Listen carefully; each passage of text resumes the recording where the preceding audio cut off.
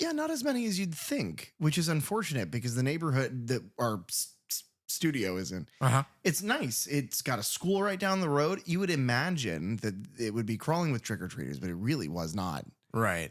The new thing that I found is that people will pile their children into a car and then drive the car into like the middle. Cause we, there are a lot of cul-de-sacs in the neighborhood. So you'll see them like drive into the cul-de-sac, let the kids out. The kids will go through the little area and then get back in the car. And it's like, what the fuck is that? Yeah. What are the sidewalks for anymore? Well, my kid had a friend come over and the two of them just went out and had fun. They went gangbusters. Cause I think a lot of people, like we did, expected there to be a lot of kind of, engagement. Yeah. So yeah, they killed it. They had a lot of fun. But they did it how we did it.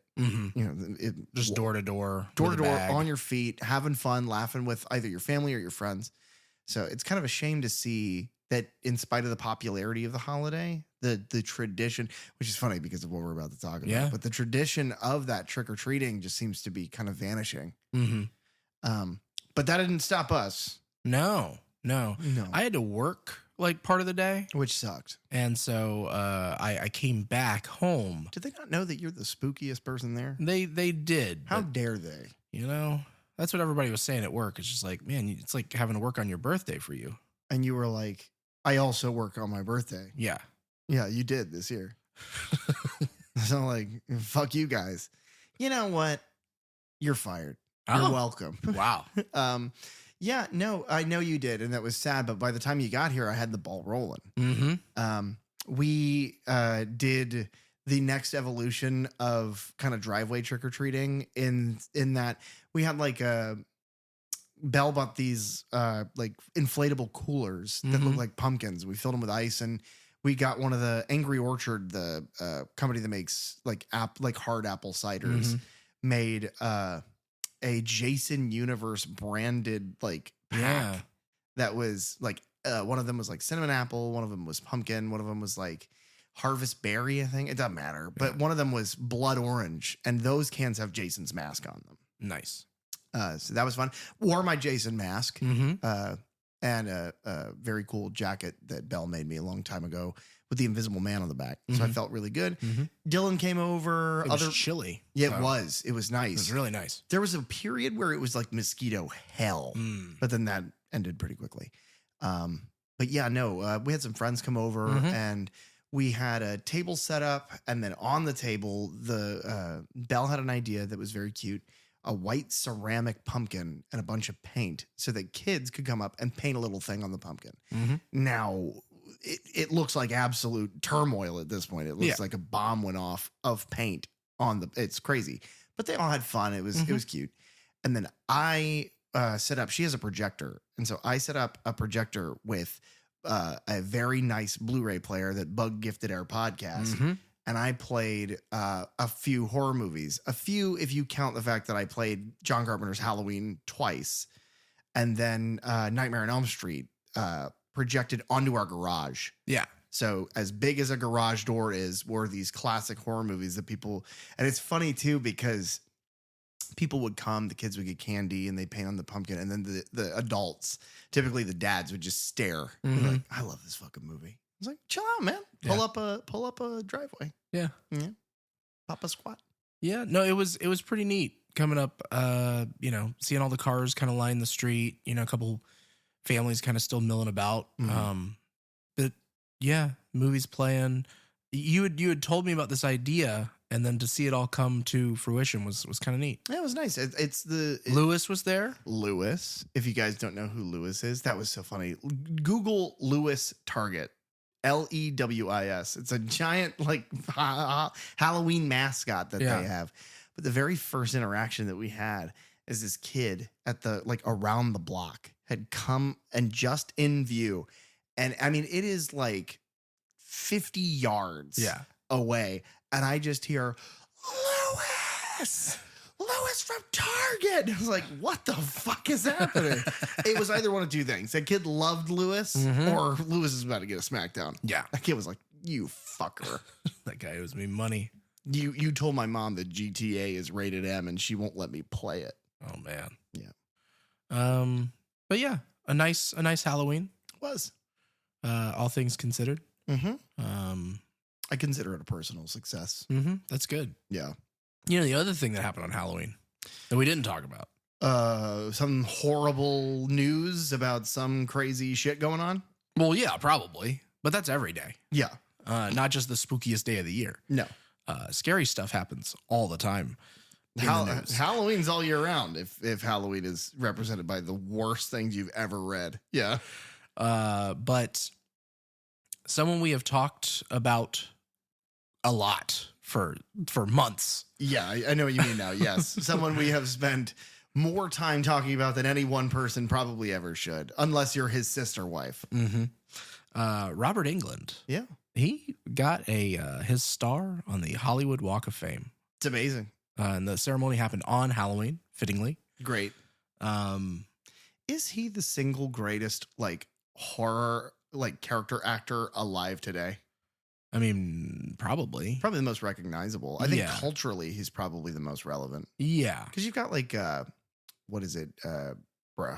Doug Bradley, Pinhead. He's still very active. Yeah. But Pinhead, as cool as Pinhead is, ain't no Freddy. Right. He doesn't have the personality. Doesn't have the savoir-faire. Yeah. If you will be French for a moment. Yeah, sure. But yeah. Did you watch the ceremony? I did. I haven't had a chance to. Yeah. I haven't watched it, the full thing. I've seen little clips. I've seen pictures. They made him a specialty glove. That's cool. For the ceremony itself. And it has on the back of the hand, that metal plate there has the star, what it would look like whenever they imprint it. That's very cool. I love that.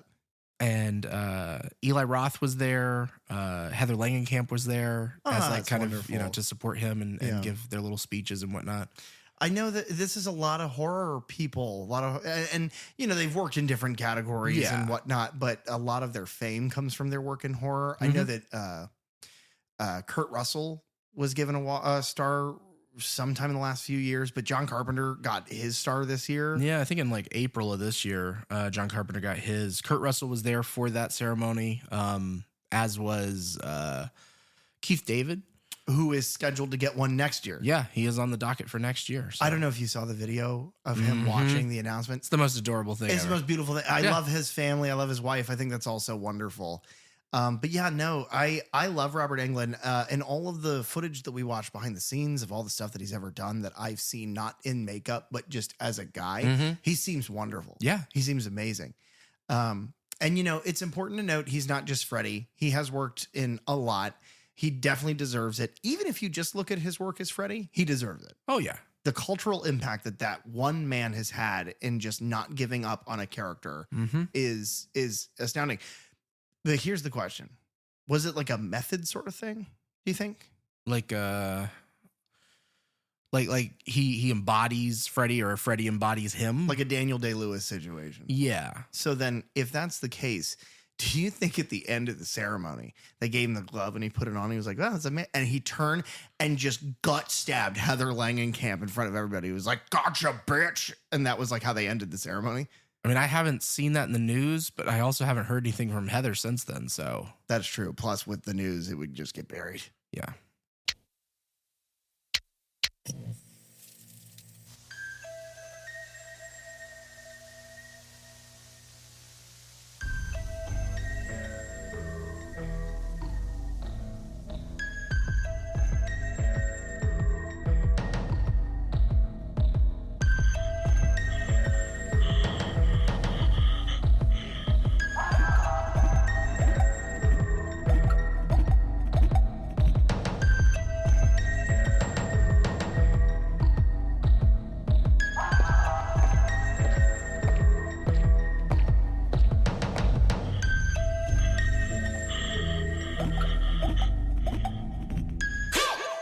Hello and welcome to the spookiest episode of the Third Channel podcast that could possibly exist. Where we delve into the horror franchises you love from the perspectives of a lifelong horror fan. And a newbie to the genre. I'm PJ. And I'm Derek. And today, the only thing we're here to talk about are the rules of horror. Today we're talking about an incredible movie, a very fun movie, especially off the heels of 2 David Gordon Green Stinkies. Today we are talking about Trick or Treat. Yeah. Specifically with an R. Yes. I realized that after we talked about it, we teased it in at the end of Halloween Ends. Yeah. That we should have probably specified that we were talking about Michael Dougherty's Trick or Treat from 2007. Right. Because there is an earlier film, I think from the 80s, that is called Trick or Treat. Not that one. Okay. So if you watch that one this week in preparation, No, I'm sorry. I want to be very clear. You picked this one after a franchise, Derek's Dirty Dozen. For those of you who are unaware, if you don't catch that reference, Derek's Dirty Dozen refers to all of the films that we use as like a palate cleanser after a franchise that we talk about in between. But you picked this one. I'm picking the next one. Okay. And you can probably guess what it is based on our conversation just now. No. It's Bob Clark's A Christmas Story. Oh, wow. I love Bob. Bringing it back. I love me a Bob Clark Christmas movie. This is an exceptional movie, and I'm very excited to talk about it. First, just a couple things from your friends at the Third Channel Podcast. First thing, if you look at our list of episodes, if you're subscribed, which if you're not, be that.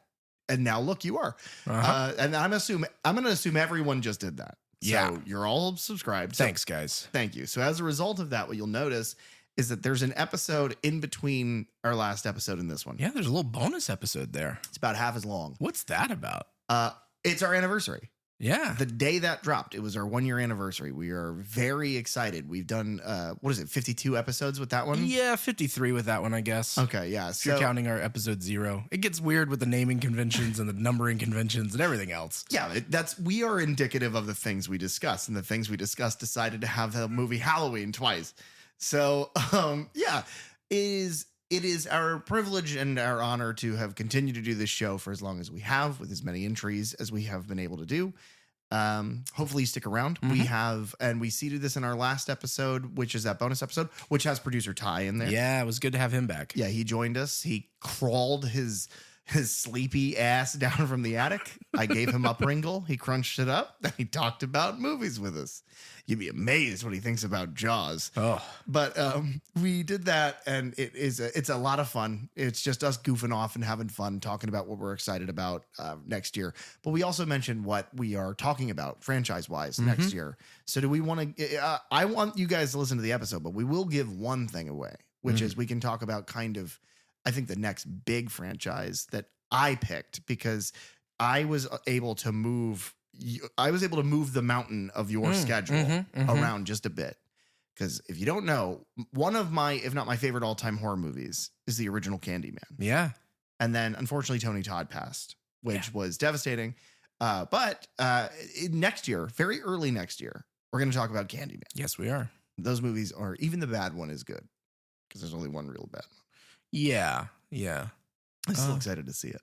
Same. I've watched it a couple times, but it's, I hope to get something new out of it, or at least something worth talking about. Yeah. I mean, if we could enjoy Resurrection, Halloween Resurrection. That's a good point. Yeah. With it being Thanksgiving time and being thankful, I'm thankful for this film. When was the first time you saw this film? Do you remember? I do. Okay. This film had a weird release. It was one of those, and I'll go into that in the production stuff, but it's from 2007 is technically when it was made, but it did not get a release until 2009.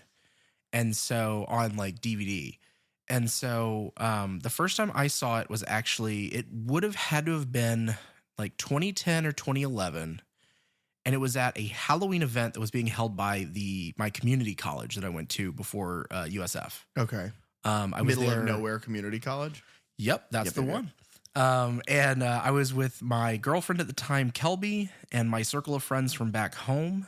And it was held over at the main campus, because we had like a satellite campus that was in my hometown. But it was over at the main campus in like some kind of gymnasium area that they must have had their event space, because they had like a DJ and like lights and a dance floor and that sort of things. But then they had one of those companies that had like blackjack tables and roulette tables that we could just not like actually gamble, but just to play. Yeah. But then did you guys have like your because my high school, my college gymnasium had like the mascot painted on the wall? I assume because you went to middle of nowhere community college, your mascot was the cannibals. Yeah. So it was the cannibals. And but they had those sorts of tables set up. They had like there was a magician that was just kind of like roaming and doing kind of like up close magic. This is like the best night ever. It was my favorite thing ever, dude. Yeah. They had like prize raffles that you could win. I think that is when I won I have a full size poster for Ridley Scott's Alien. And that's where I got that, if I'm not mistaken. And then at some point they had like there was a separate room that was upstairs, like kind of above behind, and it was like behind the glass. You could look down into the gymnasium, or that whatever that big like area a was. booth area, or like But it was this separate box up there that they showed a movie, and so we all went up and they were showing Trick or Treat. So that is the first time I ever got to see Trick or Treat. That's crazy because this movie has boobs in it. Yeah, it was boobs in great. college. That's not what it's about. It's about studying. Yeah, that sounds amazing. That's what I was. Did you like resonate with it the first time you saw it? Did you enjoy it as much? Yeah, it was one of those things where I think because we were just kind of making it up as we went. We were just like, yeah, let's go see what this thing is. Because I hadn't been, I didn't go to any of like the sports games or anything like that. But I was like, let's go check out this thing, and we'll go for a few hours if whatever. And then it's like, oh yeah, let's go see what they're showing upstairs. Just kind of it'll probably be something we've all seen before, and we'll check in for half hour, and then we'll go back down and do the games or whatever. And then it was just like, no, I was just engrossed. Yeah. Because it was a movie I had never seen before. And it was like, oh my God. And I had been hearing about it because, you see that poster with Sam on it. And it's this movie that's like, well, I know it's already been made, but like, why hasn't it been released yet? And like, they finally dropped it on DVD, and oh, okay, this is my chance to watch it. Very cool. So, yeah.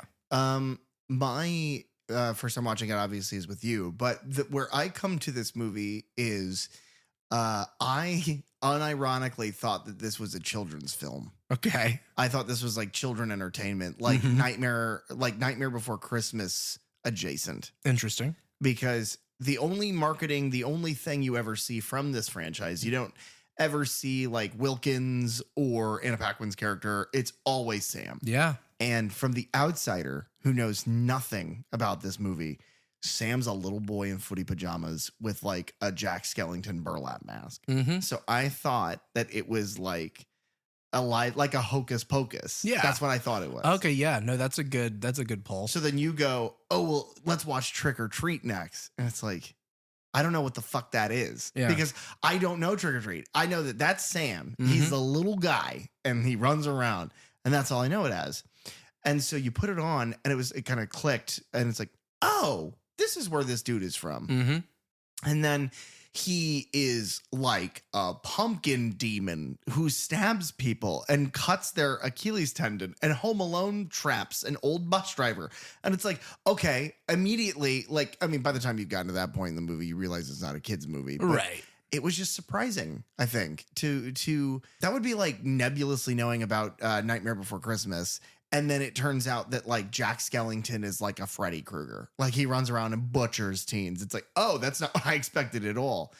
But I really like this movie. You gave this a 5 stars. Yes, this is a like an all-timer for me. Yeah. It has it is kind of like Halloween 3 Season of the Witch. It is one that I watch pretty much every single October. And also anytime like somebody, if it's one of those movies that if somebody's like, do you want to watch this? It's like, sure, immediately. Or if it's one that somebody hasn't seen. Oh yeah. Oh, I love to show it to them. I hope my reaction was good because I gave this 4.5. It's not a 5-star movie for me only because the aged bus driver at the end is the bad guy in, I think, X2. And I don't appreciate him because of what he did to Wolverine.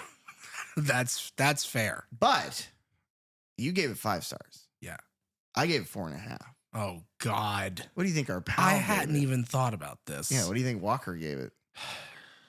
Take a conservative guess as to what you think. He gave it a 1 star. You're half too much. He gave it half a star. What? He literally, a quote is, "This is one of the worst films I've ever seen." Oh my God. I just don't understand. I don't understand. I don't get it.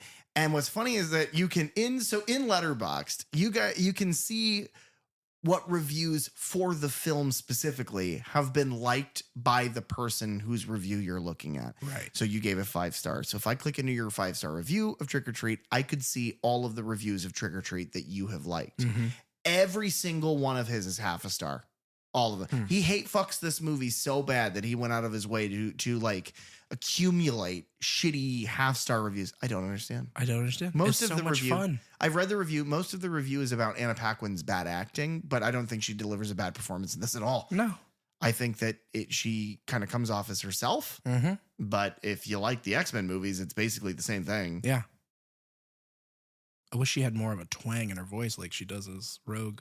I'm a werewolf. That's another thing. This is a werewolf movie. Yeah, it's a little bit of everything. How did this get 5 stars from him is the point. Oh, you're right. He loves a wolf man. It doesn't matter if it's a Cheney, if it's a Benicio.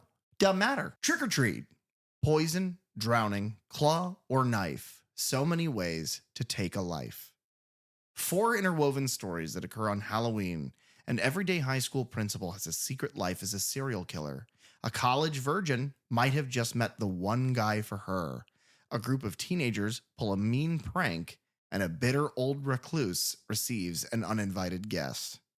Now, one thing I want to point out about this, first of all, poison, drowning, claw, or knife, so many ways to take a life is cool as fuck. Yeah. I love that. But the other thing is that it's like a college virgin might have just met the one guy for her. And it's like, that's fun and that's great, and it doesn't give away the fact that they're werewolves, but they give away the fact that Stephen Wilkins is a serial killer immediately. Yeah, so it's like, well, don't hold some cards close, like just either give it all or don't. Yeah, and that is a little odd, because that is a thing about this movie. I will immediately say, and we've given a couple of things, but if you have not watched it, I think you're doing yourself a disservice to listen to our conversation or anyone's conversation about it.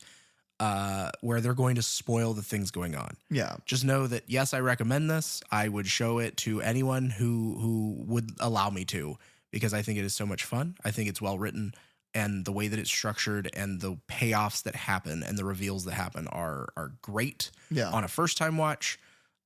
So don't spoil that for yourself. Yeah, just like this episode on whatever you're listening to. Leave a comment that says this is great, and then go. We don't even need you to listen at this point. Yeah, do that for every episode.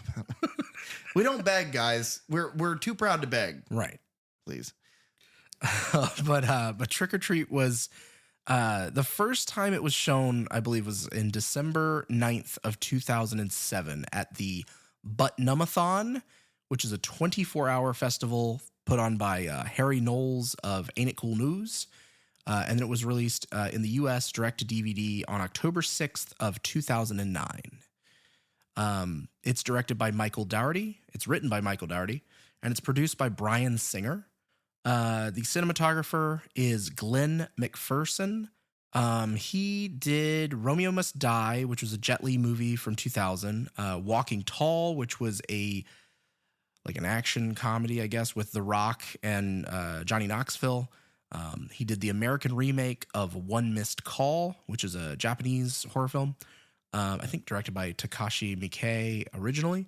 And then he was the DP on Rambo in 2008, The Final Destination in 2009, and then several of Paul W.S. Anderson's films. So he did Resident Evil Afterlife, The Three Musketeers, Resident Evil Retribution, Pompeii, Resident Evil The Final Chapter, Monster Hunter, and then most recently In the Lost Lands. That was in 2025. So it works a lot with them. You know the W in that name stands for Wes, and it's Wes Anderson. Oh, Paul Wes S. Anderson? Yeah. It's edited by Robert Iveson, who also worked on Walking Tall from 2004. And then he did a lot of TV stuff. So Fairly Legal, he did 6 episodes of that. The Secret Circle, 8 episodes of that. Conviction, 4 episodes. Inhumans, 2 episodes. The Rookie, 5. Paradise Lost, The Lincoln Lawyer, the show, not the movie. But yeah, a lot of TV editing there.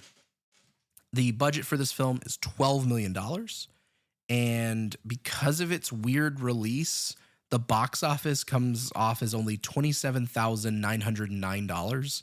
That's because it really didn't get like a theatrical release. So no, but what's funny is it takes no thought at all to realize that this movie was, even if it took a while, a gigantic commercial success.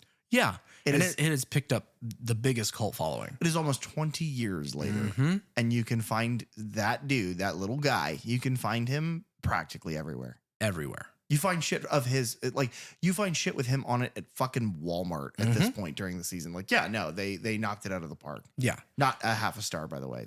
They fucking insane. Writer-director Michael Dougherty. This is kind of the first time we've talked about him. He co-wrote X2. He also co-wrote Urban Legends, Bloody Mary, and Superman Returns. X2 and Superman Returns are directed by Bryan Singer, who is the producer on this film.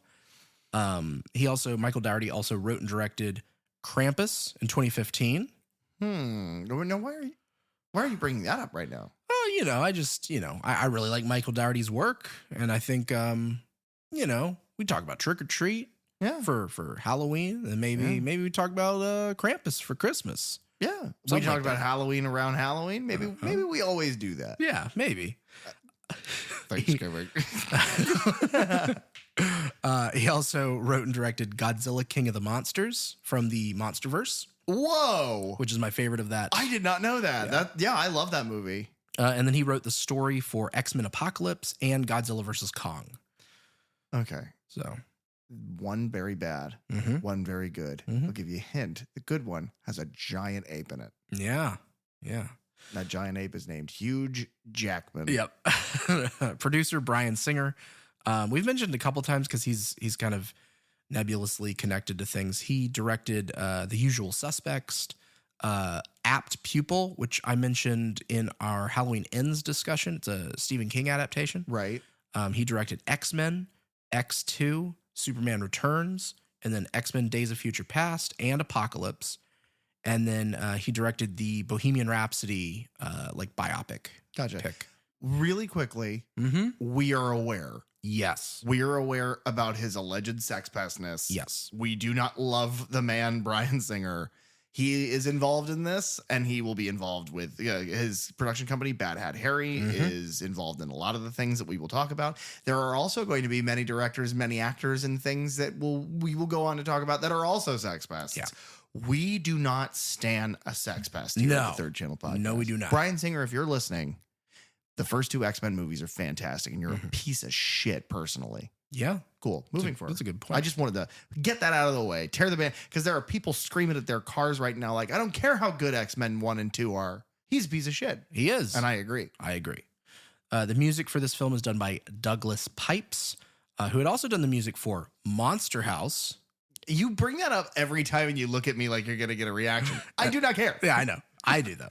Dylan will. The 2013 fantasy drama Waking, he does the music for Krampus. And then Awaken the Shadow Man, which was a 2017 TV horror, and he did the music for The Babysitter, which also in 2017, it's a horror comedy. I want to see the Shadow Man movie. Or TV show. That sounds great. I don't know what it is, but we'll have to track it down. One of my in my top 3 favorite Disney villains, Shadow Man, Dr. Facilier. Nice. It's Keith David, and it's voodoo. Can't be better than that. Michael Dougherty created the animated short called Season's Greetings in 1996.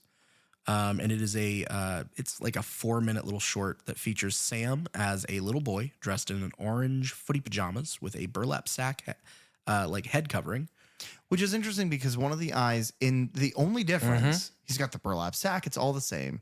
It's just instead of having 2 button eyes, he's got a button eye and the other is like a triangle, like a jack-o'-lantern. It's so cute. Yeah. If you haven't seen it, watch it. I'm sure you can find it on YouTube or whatever, but it's terrific. It's so spooky. It feels so like late 70s, early 80s animation. It's wonderful. It makes me think of early Tim Burton stuff where like his kind of proof of concept movies like Vincent and Frankenweenie. But if it were animated by like the Schoolhouse Rock guys, that's how it feels to me.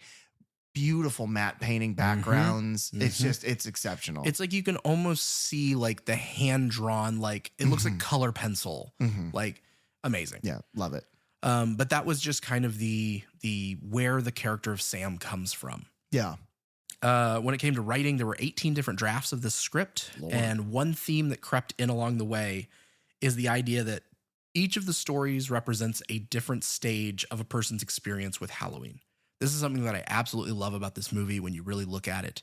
The first story with Dylan Baker, with the principal and his son, is about how you are, as a kid, introduced to the holiday of Halloween and those traditions. The second story with the kids playing the prank is you with your friends roaming around without your parents for the first time. Kind of what you were talking about at the top here with, going out and trick-or-treating on your own. Mm-hmm. The one with Anna Paquin and her friends is Halloween when you're in your 20s, where it's dressing Sex, drugs, rock and sexy. roll, Exactly. Yeah.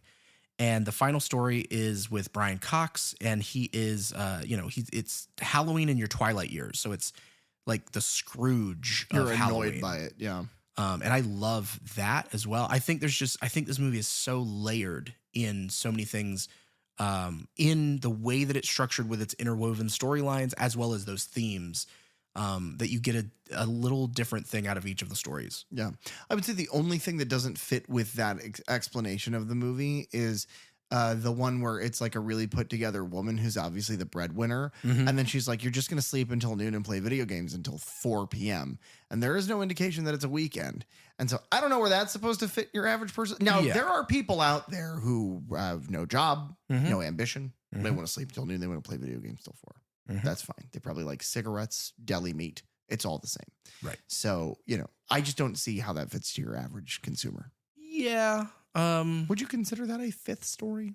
Kind of, in the same way that, like Sin City, Robert Rodriguez's Sin City film, it begins with one of the Sin City yarns, the short stories. Okay. The Customer is Always Right. And then it tells 3 or 4 interwoven, like full books from that series. So it's like a tastemaker. Yes. Like an Ors Divorce, if you will.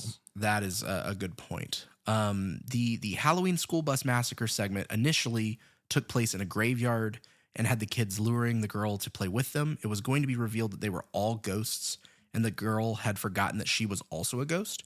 But Dougherty ultimately, he rewrote that segment several times because he felt that the twist of someone being dead all along had become an overused trope. I agree by with that that. point. Yeah. There was another point where I think instead of the quarry that it ends up being in, it was going to be a pumpkin patch, kind of as a reference to Charlie Brown, the Halloween special there with the Great Pumpkin.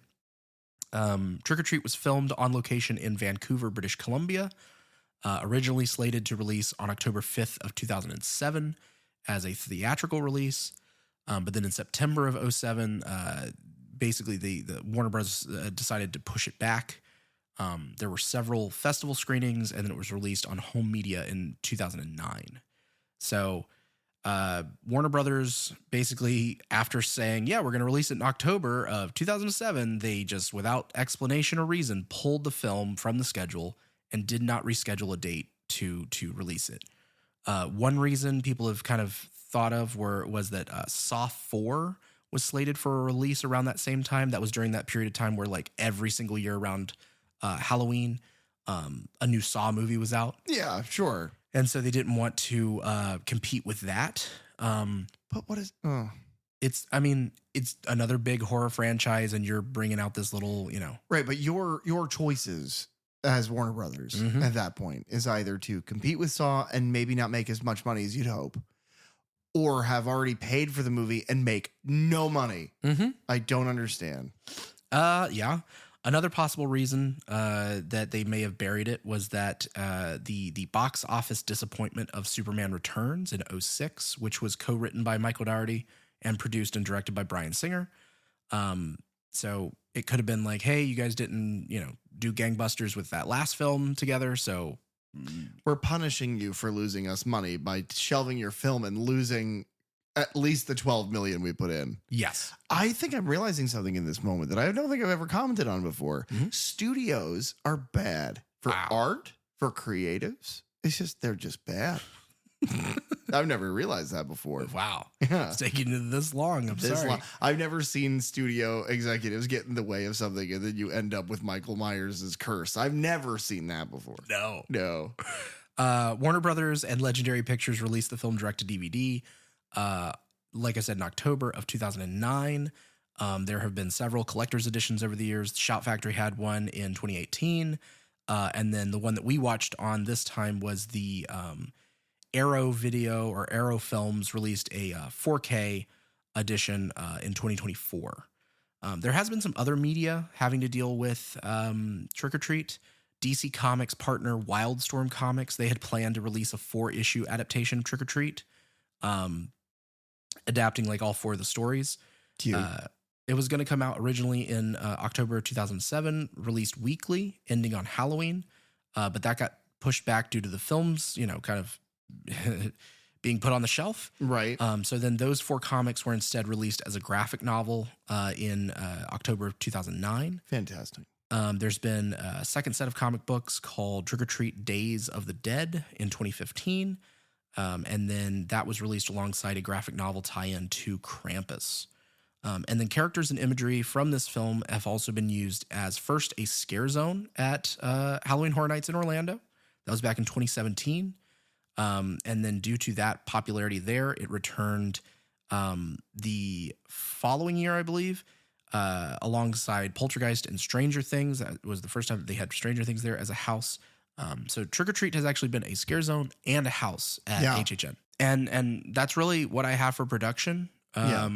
The main thing I think is just this is a movie that like boils down to it is the perfect Halloween movie to me.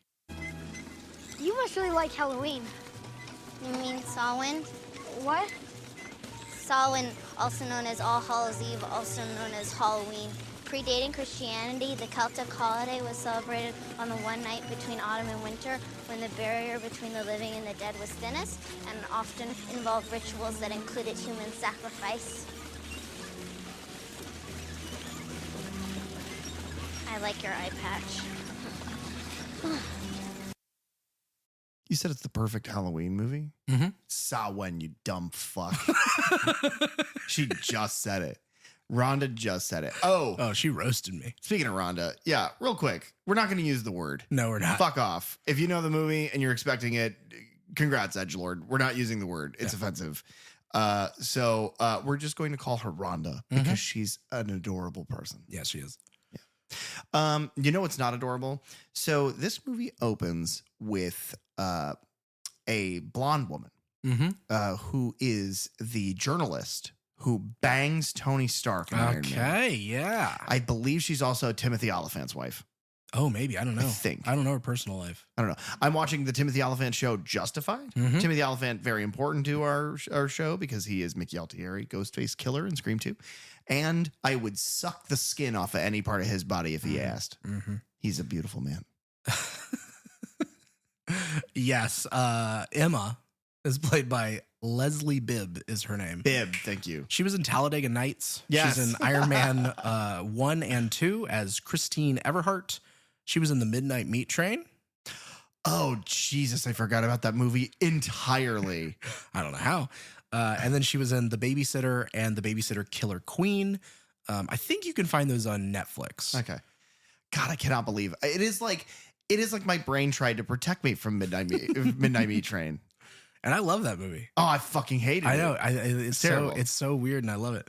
And then she is with Henry, who's played by, I'm going to butcher this name. You always do. Tomo Pinniket. And he was in the 04 Battlestar Galactica series. He was also in Joss Whedon's Dollhouse series. That's where I know him from. And then he is in Man of Steel. And he does the voice of Steve Trevor in Justice League Gods and Monsters, the animated film. Interesting. Okay. I like that. Anything that DC makes, it's animated, except for the Injustice movie, which is sad because that is one of my favorite like Elseworlds series. Anything NetherRealms is great. So this is what I was talking about the how do you take from a breadwinning, strong, independent woman and a guy who's like come on, come inside and fuck me. And she's like, no, my mom's coming tomorrow. We need to take down these decorations. And he's like, well, come on. Well, it's a couple that does not have kids. So they're not passing on these traditions. And it's one in the couple does not like Halloween. She literally says, I hate Halloween. Right. Versus a guy who is still kind of, he is an adult, but he is kind of living, he's wanting to enjoy the fun of Halloween like a kid. Yeah, but he also seems to be horribly irresponsible. Yeah. He probably stinks. He doesn't shower. If he has a toothbrush, he's stolen it from somebody else. The point that I'm making is that the dynamic here immediately establishes that both of these people, no matter how you view it, if you view it from his perspective and you're just trying to have fun, she's super annoying. Yeah. If you view it as an adult who's like, no, I got shit to do, help me out. No, I want to fuck instead. He's super annoying, which means they're both annoying. One thing I noted about this scene, which is super weird, is right at the beginning, she turns to him and she's like, yeah, well, we need to go inside. We're both lit. And she says lit. And I was like, oh, right. This is 2007. Yes, it's that. And I think it's a play on because she's about to blow out the candle of the jack-o'-lantern. Sure. Okay. So, yeah. Long story short, he, being the gentleman he is, says, let's go inside and have sex. She says no. And then, because his whole point is, you don't do this, there are rules. And that establishes that from the very beginning. There are rules about Halloween you're supposed to follow. You can't blow out the candles and the pumpkins, and you don't take down the decorations until at least the day after. And she's like, no, I'm going to do this now. And so he's like, fuck me. And she's like, no. And then in the weirdest bit ever, and it makes it feel so lived in. It makes it feel like just the flashest glimpse into these people's lives. Yeah. She's like, all right, fine. We can fuck. Go put on the tape. And I remember very clearly going, the tape? The fuck are you talking about? The tape? Well, it's a nature documentary. Yeah, that's what it says scrawled on there, but it's a disgusting 80s porno. And you pointed out the fact that it cuts up to stairs to him watching this, porno film, this disgusting sleazeball porno. And he's laying back. I don't know what the fuck. She's dressed like a robot. She is dressed like a robot. Like a cardboard box. In like tinfoil. Yeah.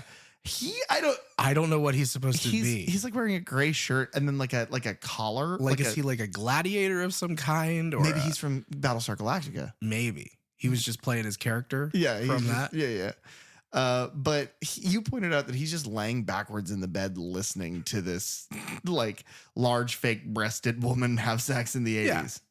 That's what that's what he needs. But all of this is so bizarre. Yeah. Couple things. The set of this is wonderful. Yes. We live in a neighborhood where people do exactly this thing, where they've got like kind of wooden frames and they drape sheets over, but the frames are set in such a way that they look like really convincing, kind of creepy, like T-frame ghosts. And people in our neighborhood is very realistic. And then they've got like latex foam rubber, like limbs hanging in the trees and stuff, which immediately begs the question, if you don't like Halloween, why'd you do all this? Why did you go through all that trouble? Yeah. And if he did it all, why are you with someone who would do all of that and then refuse to help you put it all down? Yeah. That is my main thing with this couple is like, you guys are not happy. No. What's going on in this relationship, guys? He's got a huge hog and he owns that tape. And it's the only thing that can get her off. Okay. Is this, again, filthy video. So she blows the candles out. She starts to take stuff down. There's a POV shot from across the street. Bait and switch. I love because it's behind this little. It's kind of like an ET on Halloween whenever he's in the ghost costume, and so you see it from his POV, and it's just like the circles cut out of the sheet. Right. This is like mesh behind burlap. But what I love about it is it's behind burlap, but it's not super clear that it's burlap. Yeah. So when she turns, she sees this tall man in like a black outfit, and with as close as you can get to Ghostface mask without being legally distinct. Yeah. And it's this mask, this white mask just staring. And it's like, well, we saw somebody looking through mesh, probably the mesh from these eye holes. Bait and switch, it's a teenager, gets in the car, drives away. I like that bit of drama. It's nice. But this is kind of indicative of the rest of the movie. Is just like each and every single one of these little vignettes builds the suspense so well just to kind of do silly, gory Halloween shit at the end. Yeah. And what's interesting is like, this is a movie that, like all of the kills happen off screen. Yeah. It is rated R. It has gore in there is it. nudity, there is some swearing, and some gore, but like all of the kills themselves are all kind of done behind something or off screen. I don't mind that. No, it I feels don't. very classic. And yes, I think it works to its point of we are making a Halloween movie, and the way that it builds the tension is more important. It reminds me so much of like a mixture between John Carpenter's Halloween and like Creepshow. If you took those things and kind of pushed them together a little bit. Yeah. Or what Halloween as a series was supposed to be, just instead of 4 things in one movie, it had been several movies. Again, studios are great. So this is so bizarre. She turns and she's pulling the sheets off of the little ghosts as I described them. And one of them she pulls off. And then she looks at the box and the sheet bursts from the box and attacks her. And you hear like this like noise, like this screeching. And her performance is fine. Yeah. And these 3 kids, they're all dressed as like clowns. It's like the clown equivalent of the Halloween 3 kids. Yeah. And they walk up and then there's this body falls onto the ground with this little thing on it. And it's like scratching around. And then you just see blood burst in this sheet, like an artery punctured. And all the kids just go, nope. And they turn around and they don't. It's not like they're like, ah. They just turn around and like, fuck this. And they leave. And because you have to think, like, people on Halloween, like the point is to kind of scare people. Yeah, they do and so crazy it's shit. like, oh, is this just a thing that these people are kind of like, they're trying to scare us? Or is this actually happening and we should call the police? Now, you lived in kind of a more rural area than I did. I lived in like a traditional suburb as a kid. Right. Did you do walk around trick-or-treating with friends? Yeah. I mean, it was more with my family, I guess. Sure. Well, for me as well, up until like very late teenage years. And then by that point, it was like, I kind of just stayed at home or went with like my little sister or whatever. Yeah. But I think the last Halloween costume I wore for trick-or-treating was I went as Thomas Jane's The Punisher. Oh, nice. Like got the leather coat. Unfortunately, that coincided like within a 5-year window of something terrible that had to do with trench coats and guns. So mom wouldn't let me do guns because she was like, that's in bad taste. But yeah, no, it was a lot of fun. But did you ever experience that? Did you ever experience going to somebody's house and some guy was dressed up as a thing and pretending to be inanimate and then would burst out and try to scare you? Like people doing little scares like that? No, not really. Oh, we had them all the time. We lived in a suburb full of drunk uncles and they all loved doing that, man. Climbing over fences and going as you walk past her. That's the classic, right? Is you dress up like a scarecrow and you lay on a bench like this. And when kids come up, you go, fuck you. They're like, why are you swearing? You shouldn't do that.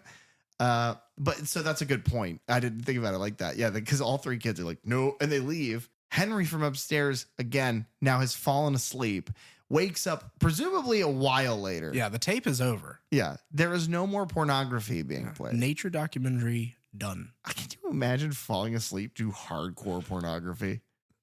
Oh, you don't do that all the time? No, these guys need help. Well, she needs help hours ago. Yeah. He wakes up and he's looking for her. He goes outside. And the first thing that I noticed was she had just taken down one of the like silicone rubber arms that is hanging like a Halloween prop hanging from the tree. And she's taken it down, but it's back. And he kind of moves closer to it. And I love the focus because it never focuses, but it focuses just enough that if you can see her wedding ring. Yeah. And he goes, because lights now kick on, like orange Halloween lights kick on under the sheet of one of these yard ghosts, I guess. Led Zeppelin used to be called the Yardbirds. We are the Yard Ghosts. It's our band name. And he pulls the sheet off, and it is, as he's pulling the sheet off, the camera then focuses. It shifts focus to the foreground. Yeah, it rack focuses to the hand that is hanging in the foreground of hers dripping blood. Yes. He screams. It cuts around. She's covered in lights, crucified to this fucking thing. Yeah. And she has the classic trick-or-treat lollipop shoved in her mouth. And then you have the coolest transition to opening credits that a comic book fan could ever see. Oh, yeah. It like quick sketches what you're seeing of her face. She's all wide-eyed and she's got this prosthetic of this lollipop in her mouth. and then it quick sketches it into comic book art, and then it's all comic books for the credits. And I love that. That reminds me heavily of Creepshow. Yes, big time. Which is another, I mean, they've got to be paying homage to that. It is a classic horror anthology. Yeah, even if it's just EC. But yeah, the transition from, and like last year, HHN did a big homage to EC. They've been doing that the last couple of years. And I love that, even so far as they published comics. And I love shit like that. Old spooky comics are just a lot of fun to see. So seeing that they took this little, like I said, an hors d'oeuvre and then turned it into the opening, and that it all kind of flows from that, I loved. Yeah. I think, I mean, the way that this is kind of laid out is 4 independent stories from here on. Yeah. You do have some crossover, but for the most part, I think it's easier just to talk about them in order. I love the crossover too. Same. It gives the movie a lot of rewatchability. Yes. But more than that, you don't even really need to rewatch it. You can kind of pick up, like, one of the things that happens pretty early on is, a good example is before what we just talked about. You just see a figure with like a wheelbarrow like a wagon with a lit pumpkin. Yeah. And it walks down into the street. A car screeches to avoid hitting Rhonda, or this girl who you would later find out is Rhonda, because same outfit, walks away. The van full of people, bunch of women laugh, and it drives away. But if you're paying attention, that's the van that the werewolf girls get into. Yeah. And it's just, even from the very beginning, it's like, by the way, this is all happening at the same time. Yes. And I like that connectability. It is, yeah. And it's also, because then our next thing is we go to our Principal Wilkins storyline, and which you get a little title card that says earlier. And so it's like, okay, so. Also like a comic panel with fonts. Love it. Yes. The camera's following a kid dragging a pillowcase as the kind of opening credits kind of finish. He passes Wilkins. He passes, I believe, the 4 women who are going to get the costumes, but out of costume. Like, you don't see them because they haven't bought them yet. And we are in Warren Valley, Ohio. And they throw apparently a huge Halloween celebration and parade and everything else. We're seeing a newscast about it, which we then see on a television later. So again, to kind of place us in time with when these things are happening. And then that kid is smashing jack-o'-lanterns and starts to steal candy off of this stoop. Everybody I know knows somebody like this. It's Halloween. I'm this piece of shit. I'm not even going to wear a costume. Fuck all of you. He has one of those shirts. It's like, this is my costume. Yeah. Just an asshole. Which makes it all the better when he is confronted by his high school principal. Yeah. Who is Senator. Well, yeah. I wouldn't even say the high school principal. Probably not. Yeah, you're right. I assume like freshman, but you're probably right. It's probably middle school. Principal Steve Wilkins is played by Dylan Baker. He is in Spider-Man 2 and 3. He's Dr. Kurt Connors. Yeah. He was also in the 2005 psychological thriller Hide and Seek. He's in the 2006 zombie comedy Fido. He is in Fido. I love that movie. Yeah, that's a weird one that you've seen. I love Fido. I love that movie so much. And then he was in Anchorman 2, and really recently in 2023 he was in Dream Scenario, which was that Nick Cage movie where everybody's having dreams where he is in them. Oh yeah. Yeah, he's in that. Is that good? It was weird. Okay. But yeah, I enjoyed it for the most part. Very surreal. And then Charlie is the name of the kid. He's played by Brett Kelly. He was in Bad Santa 1 and 2. Okay. And he's also in the Masters of Horror franchise, which is I feel like we've probably mentioned it before.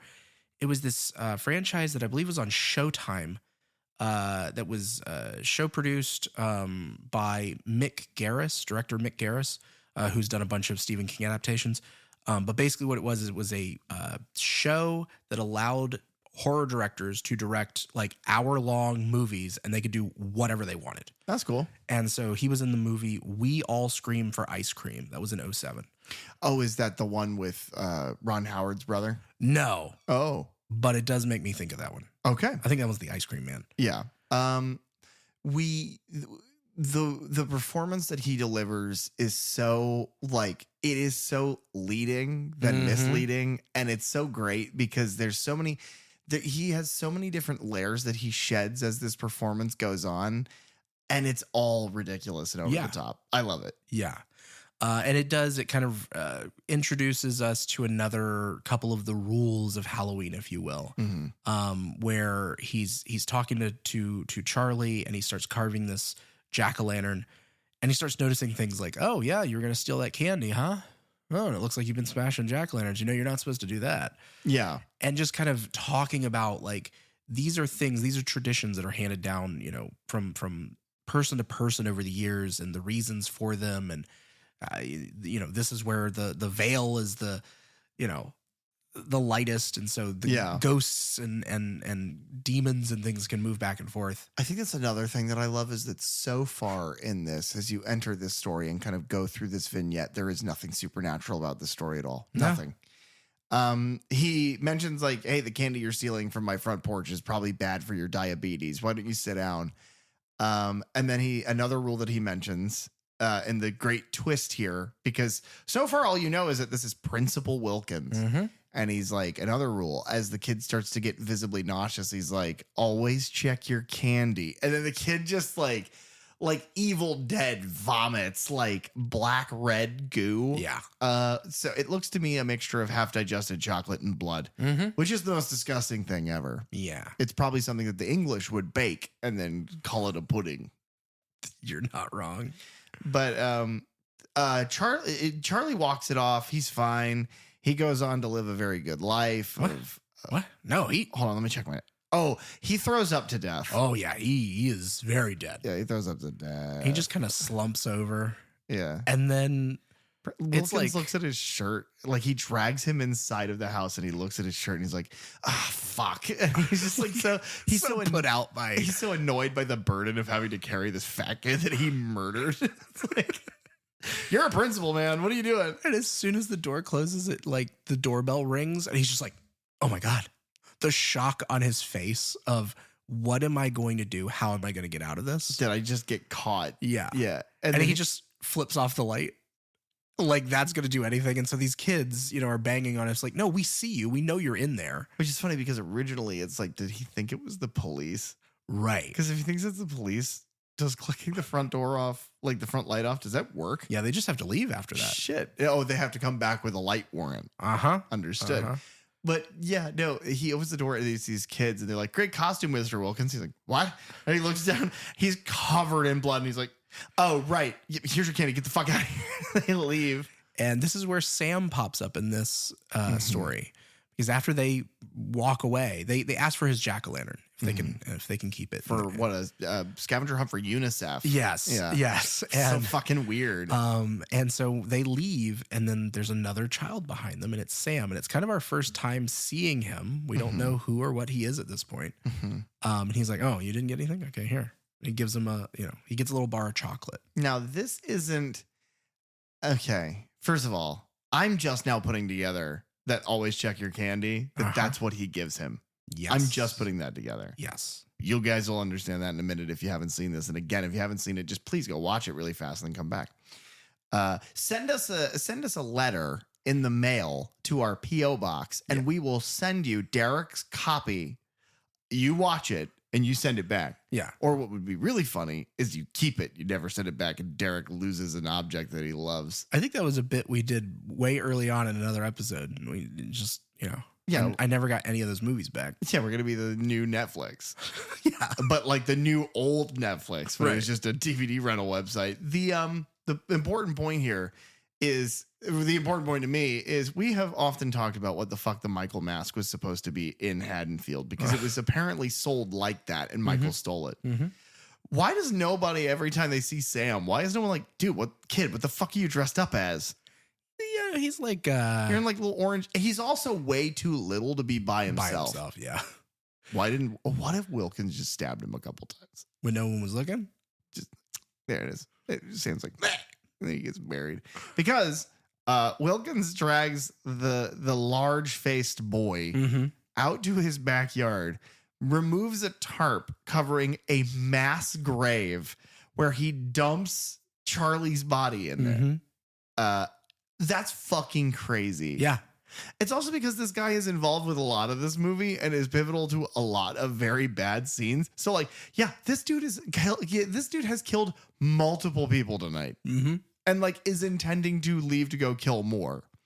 But he throws this kid in the mass grave. And speaking of kids, you have the single worst child performer I've ever seen in my entire life. Oh, yeah. It is the thing that cost this movie 5 stars from me. Okay, fair enough. I fucking hate this kid. Charlie? He looks into the camera. No, Billy. Yeah. Billy looks in the camera. Billy is completely unbelievable. Billy is annoying as fuck. He's ugly. I hate. No, he's dressed as he's kind of doing like a Chucky thing. He's got the red hair. He's got the little like stripy shirt and the coveralls. It's also a little reference. It's also the thing of like, I would rather, if I needed to have a child with either that kid's personality or the possessed personality of Charles Lee Ray, I would let him play hide the soul with my kid. Wow. I do not want that child. Yeah, no, it is the most grating every time. And I mean, that's what it's supposed to be. And it works. I get that, but I have a hard time with it. No, I'm there it's with like you. worse than New Nightmare. Dylan, Heather Langenkamp's kid. Yeah. It's like worse, infinitely worse than that. But he keeps talking about, I want to do the jack-o'-lantern. I want to carve the jack-o'-lantern. You promised. And he's like, okay, first of all, shut up because you're screaming. And I am standing in a mass grave. And it very much seems like he's trying to hide what he is doing in front of this kid. And then the crotchety neighbor is like, hey, shut up. You know, because the dog tries to get under the fence because the dog can smell the fucking corpses. Wilkins is like, as the dog is barking, he's like, oh God. And then somebody in this mass grave in like a body bag wakes up and is like, and screaming. He's like, shut the fuck up. And the dog's going crazy. So he just starts hammering this corpse with a shovel, like trying to like kill it. Yeah. And fucking Mr. Krieg from next door. Yeah, walks out, not to be confused with Mr. Krug from Last House on the Left. Who would eventually wear a glove and become a Kruger. But he's trying to bury the bodies. The dog comes over and he's like, fuck, here. And he tears a finger off of one of the corpses. And I love his performance because he's just like, fuck. And he's like looking around like, what do I do? I'll just take I'll take this child's finger off of his body. And he flings it. The dog takes it. And Krieg is like, get your kid off my lawn. He's a weirdo. Fuck him. Which I love that because it's one of those lines that you're as confused as Wilkins in that moment. Because it's like, what do you mean? My kid's been in the house all night. Like, what do you mean stay out of your yard? But that will you see the opposite side of this conversation like 45 minutes later. Yes, it is a storytelling device that I absolutely love. Yeah. Speaking of storytelling devices that we love, I love a good bait and switch. I love a good red herring. And this is a great example of that kind of storytelling because eventually he finishes burying the bodies. He blames the smell on a bad septic tank, finishes burying the body of Charlie. And like while he's doing it, it's that they're building the tension of what is he going to do next? We have now witnessed him kill a child. He is burying him with at least 2 other kids in this hole. Right. And his son is annoying him and he is like visibly shaking with anger. So he goes inside. As he's going inside, important note, as he's going inside, his neighbor Krieg, the old man, is screaming at the window, help me, oh my God. And he's like, screw you, which is a callback to Krieg telling him to go and fuck himself. And he called him a cock and a piece of shit. Yeah. So he goes inside. The principal goes inside. And as he does, the son's like, all right, let's carve this fucking jack-o'-lantern. He's like, okay, let's do it. And he takes a knife. And he's got his hand on his son's shoulder.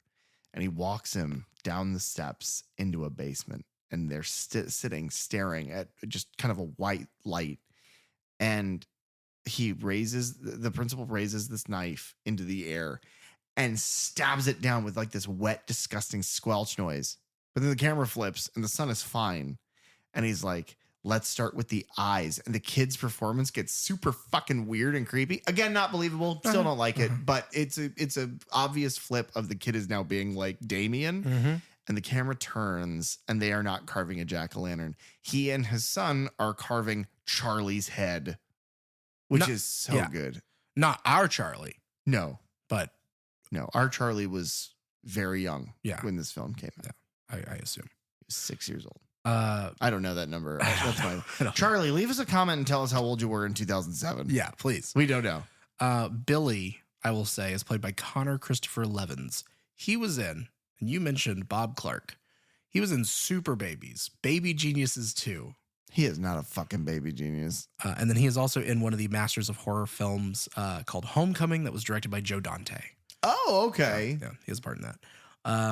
But yes, I love the bait and switch here. I love the performance of Dylan Baker. Mm-hmm.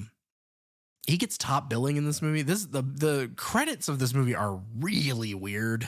Not Anna Paquin? No, she is like on the opening credits. I think she's third, maybe fourth. Hadn't she won like an Academy Award at this I don't point? know what award she had been, but she had been like she started as like a child actor. Right. So, incredibly famous. Mm-hmm. Weird. I don't know. I mean, it doesn't matter. This guy's great. He steals the movie for me. Yes. But yeah, that's how our first vignette ends, is with the carving of Charlie's head. Mm-hmm. Handing down of traditions from parent to child for Halloween, and how no one respects the rules anymore. Yeah. And I like that because Sam shows up and witnesses it, because Sam is this avatar of all things Halloween, and he doesn't give a fuck. He doesn't give a fuck that this principal, Mr. Steve Wilkins, is murdering children tonight. He doesn't give a shit about that. All he cares about is the fact that he's handing out candy. He's going to carve things with his son. He's doing all the right things. He's leaving the candles lit in the jack-o'-lanterns. He's doing all the rules right. It's a good point. Our next story here, we follow those three kids. They go to another teacher's house of theirs to ask for their jack-o'-lantern. And they witness a sliver down this hallway of this house into a debauchery-filled Halloween party of all their teachers in costume doing who knows what in there. To quote Frank Reynolds from the episode of Always Sunny, where he whispers a password through the door, he whispers, orgy. Yeah. And in costume, you can just kind of slip in and slip out of, places in there, and Yeah. people barely notice. And then Or AIDS whatever. ruined everything. But those kids, they get this jack-o'-lantern, and they meet up with a fourth kid who has also collected one, and they go to Rhonda's house, which is just Awesome. Yeah, covered in jack-o'-lanterns. This was the facade of the house at HHN. That's fantastic. There is a place, I think it's in West Virginia. There is a place where somebody all year round just has an insane number of, like in the thousands of carved jack-o'-lanterns all around their property all the time. And that's what this reminded me of. Yeah.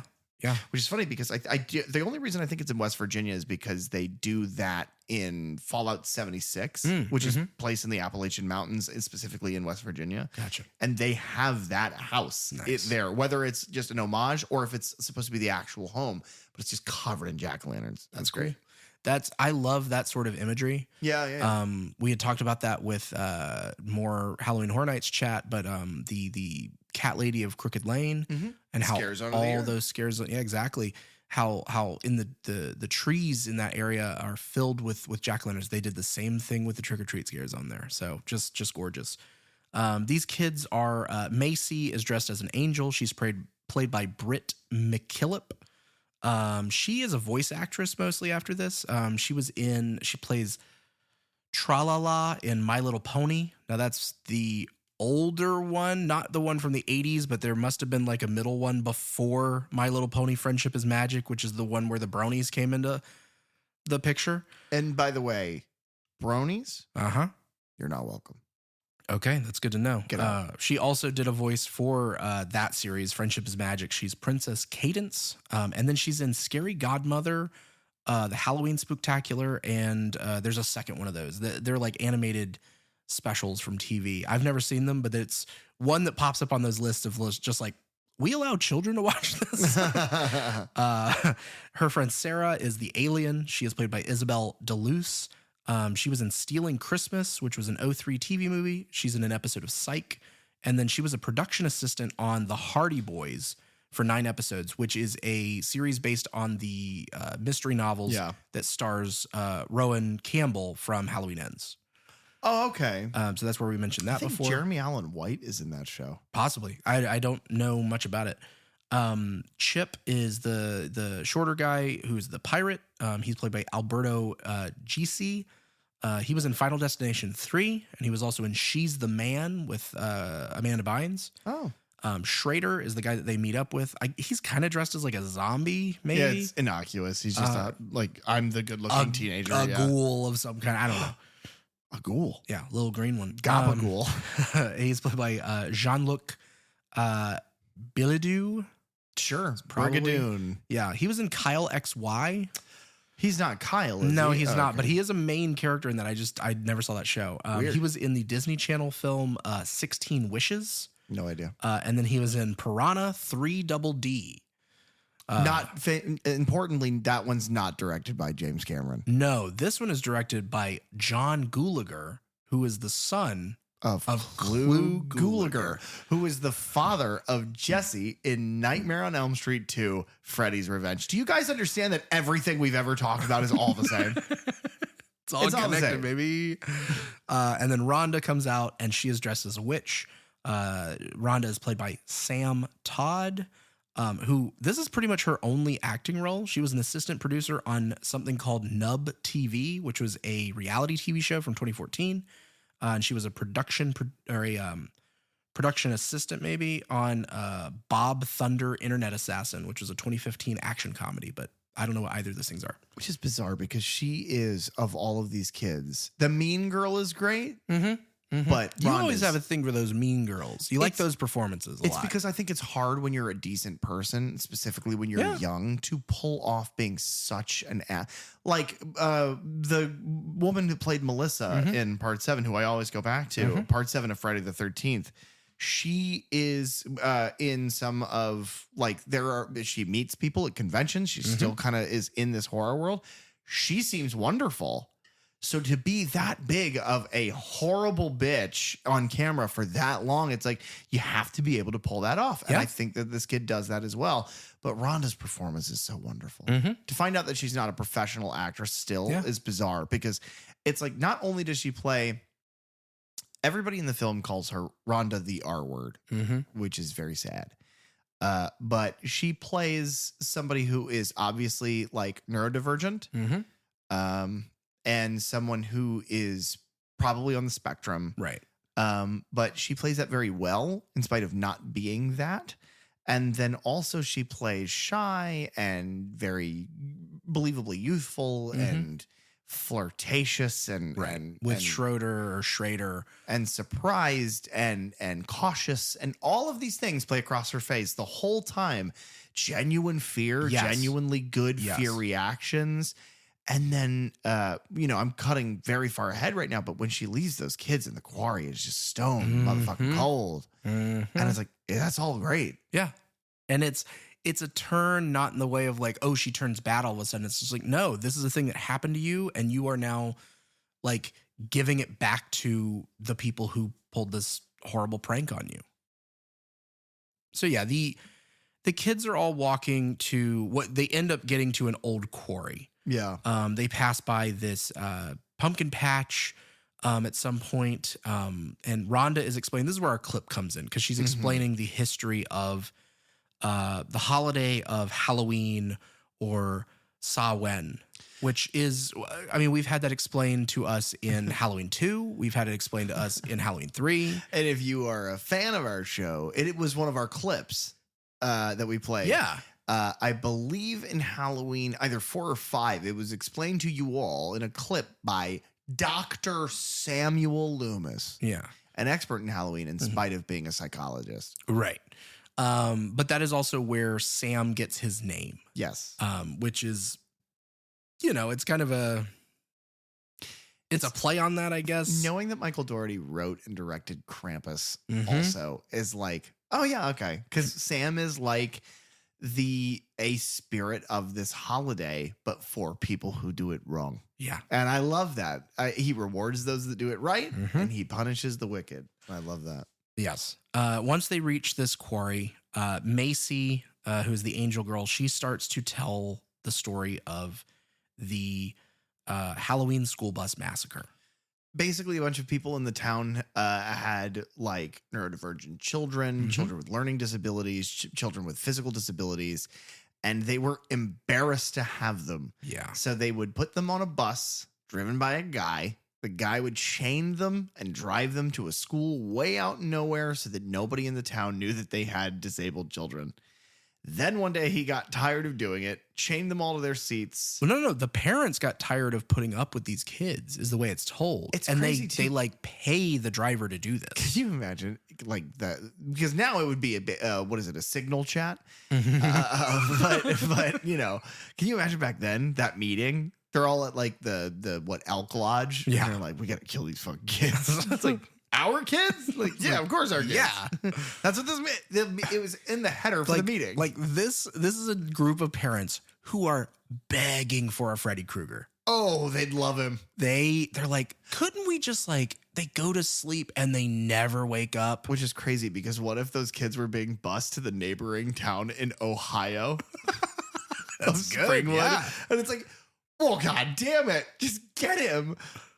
What I think is tragic here is the idea of like one of my biggest fears. I'm super claustrophobic. Mhm. I'm so fucking claustrophobic to the fact that like I have had to take extreme anxiety medication after surgeries where I can't freely move for a few days because laying in that bed unable to move will make me feel claustrophobic. So the just tragedy of being chained to those seats is brutal. It's graphic.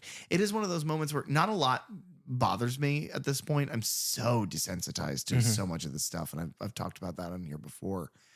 This fucks with me. Yeah. Yeah. It's the kids saying, I want to go home. I want to go home. I have to make jokes through it because it's like, it's horribly sad. Yes. I love this little flashback sequence. I love the way that it looks. Very sepia. Yeah. And the way that like, and I mean, it's a digital effect, but like, you know, fall leaves kind of fly up across the screen and it changes from the dark blue of this nighttime quarry to the sepia of the past. Yeah. And we see there is a 1958 Plymouth Fury, like from the movie Christine, that the bus like passes by. That is a reference to John Carpenter's film Christine, which is a Stephen King novel. Which we talked about a lot in Halloween Ends. Yes, we need to watch that very soon. What I was going to say is, in case you're curious from one review to the next, still haven't seen it. And it is, the performances here, it is tragic. All the performers under these masks playing the kids here, they all had real disabilities or injuries, but apparently they had an absolute blast during this shoot. Their costumes were inspired by a mix of photos from Ralph Meatyard and Diane Arbus, who had captured, I don't know if you've ever seen these pictures, but like actual like mentally disabled children on Halloween in their homemade costumes. Like that's what all these costumes are based off of. I Like did not know actually that. historical photos. That's wonderful. I didn't and know that. they're so interesting. And they feel homemade. They feel like with real touches. What's funny is one of them is like the vampire mask. That's like the famous mask from the sequence is the kid in the vampire mask, which looks pretty good. Yeah, it looks great. And then some of them, are just like a paper bag. Well, one of them, it's the paper bag one, but it's like it's a little extended in the front. Like, and all it reminds me of, and this is really fucked to say, but it reminds me of Plank from Ed, Edd and Eddy. Oh, okay, Like a board with a face. Yeah. Yeah, because the kid in the back of the bus does have like an extended, like the head of the costume, It's like there's like a crown almost. Yeah, there's one that's like a devil head that then is like under a cloak, and that one sits higher. But then that's almost mirrored in one of our kids from this group here, Sarah, who is the alien. She also has like the alien head sits above her head, and then she's kind of wrapped to be its body so that it has an elongated body. Yeah. She also has one of those horrible like braces, mouth guard, like very 90s cartoon things. Well, and that is another thing that I will give this movie is that it is like evergreen. It doesn't put itself in a time period. There aren't people like there are cell phones, but you don't get a lot of those. Yeah. So you don't have to come up with reasons for like, oh, and then we don't have to. No, we're not thinking about that. It's just Halloween. Yeah, I didn't really think about that because even the cars and stuff are like access vans or whatever. So this is so tragic, but it's played so well. She tells this story. Macy tells this story of the bus crash and the kids all drowning in the quarry after the driver chains them to their seats and drives it off into the quarry at the bottom. That's what I guess he was supposed to do.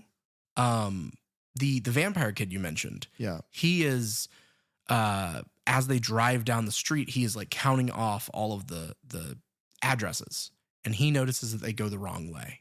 Mm-hmm. And so he kind of wiggles himself loose of his restraints as the bus driver is giving them their last piece of candy for this Halloween before he does this thing. Mm-hmm.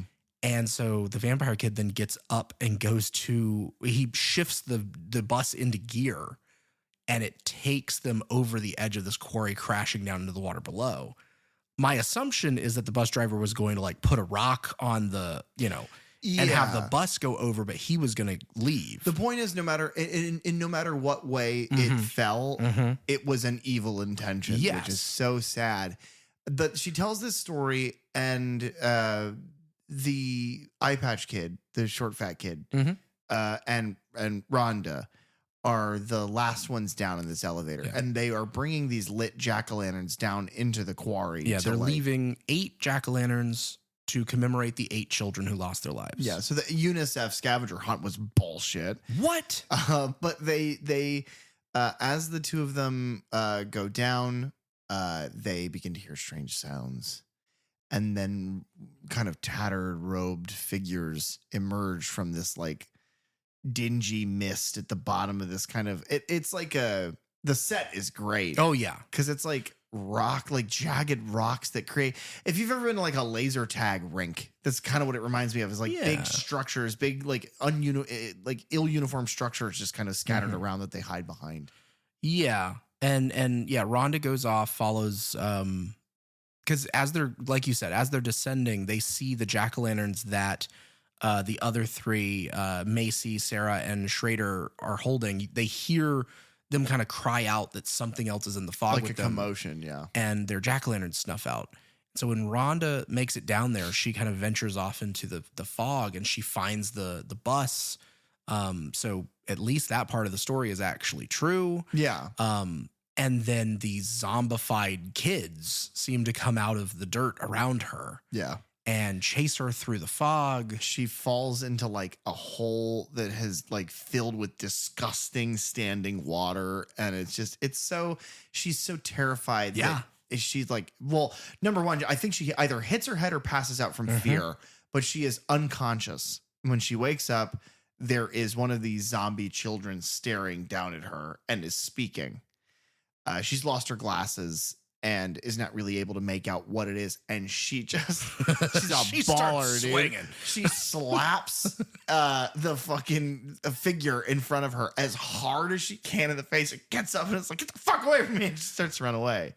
But they reveal that, it's a prank, that they, they were here to scare her. And my question is why? What is the motivation? I understand that they're kids. I understand that they're mean kids. But the point is that, like... What did Rhonda do to Macy to make this happen? I would have liked to hear that. Mm-hmm. I think that that's a criticism. I would have liked to have heard a reason, because outside of that, it's just you're just picking on, like... Which is fine. I guess teenagers specifically at that period of time would have done that similarly to somebody that... But, like... This is hateful. Yeah. And the other... Well, and there's a lot that went into it. It's not like we just threw this together. Yeah. There are also kids. The other kids are like uncomfortable with her. Like she reacts. She is so afraid that she is shaking. She needs to be consoled. And the other kids are like, what the fuck? Like, we've gone too far. Why did we do this? And Macy's like, no, this was the plan. We're going to stick to it. Yeah. And at one point, Schrader tears his mask off. And I was like, Rhonda, it's okay. It's me. And it's like, then why did you go along with it? Mm-hmm.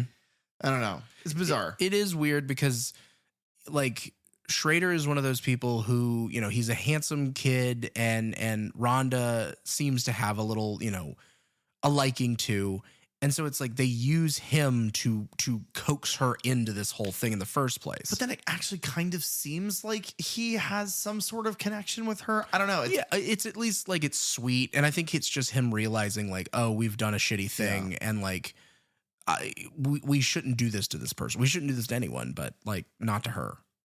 But then And I take it because they snuff the candles out. Yes. Yeah. Yeah. And you're just messing in a place that you shouldn't be, To clarify, the way they get down is an old service Rickety elevator that service needs a elevator. key to open the gate of and whatnot. But they then, as a unit, actually begin to hear whispers in the fog. And the actual children who died in this crash are actually zombified and wearing their original masks that they went down in. These costumes are great. The effects are great. You never really get a good look at them. No. They're just flashes and silhouettes. And every so often you see some of their masks. Oh, it's tremendous. But they all the actual children start to scream and run. And the girl with the braces, who is the alien, as she's running, she's got chains on her. Uh-huh. And they're flailing behind. And one of them gets like kind of caught on something and she slips. And this is a moment where it's like, oh, these kids are actually, like, these teenagers are actually going to fucking bite it right now. Because she gets yanked so fucking hard into the fog. And then you just hear like flesh tearing and squelchy sounds. And it's like, oh, fuck. And they're all just like, run, fucking run. And so they're going and they get to this elevator and sitting in the elevator surrounded by lit candled jack-o'-lanterns, which is such a good touch. Well, and I love that as well, because whenever they first go down, and they've witnessed, the first three who had gone down, like them being taken off in the fog. Right. Chip, the pirate kid, is like acting scared. And so Rhonda's just like, oh, you stay right here, keep those jack-o'-lanterns lit, and they'll protect you. Like, she is somebody who, she knows the history of this event. She believes in the magic of it. Yeah. And she is following the rules. The other thing that I love is that up to this point, the film has not in any way been supernatural. No. And then in this rug pull, you realize it not only is it supernatural, but it is like, in this movie, in this world, the undead exist and they are pissed as hell.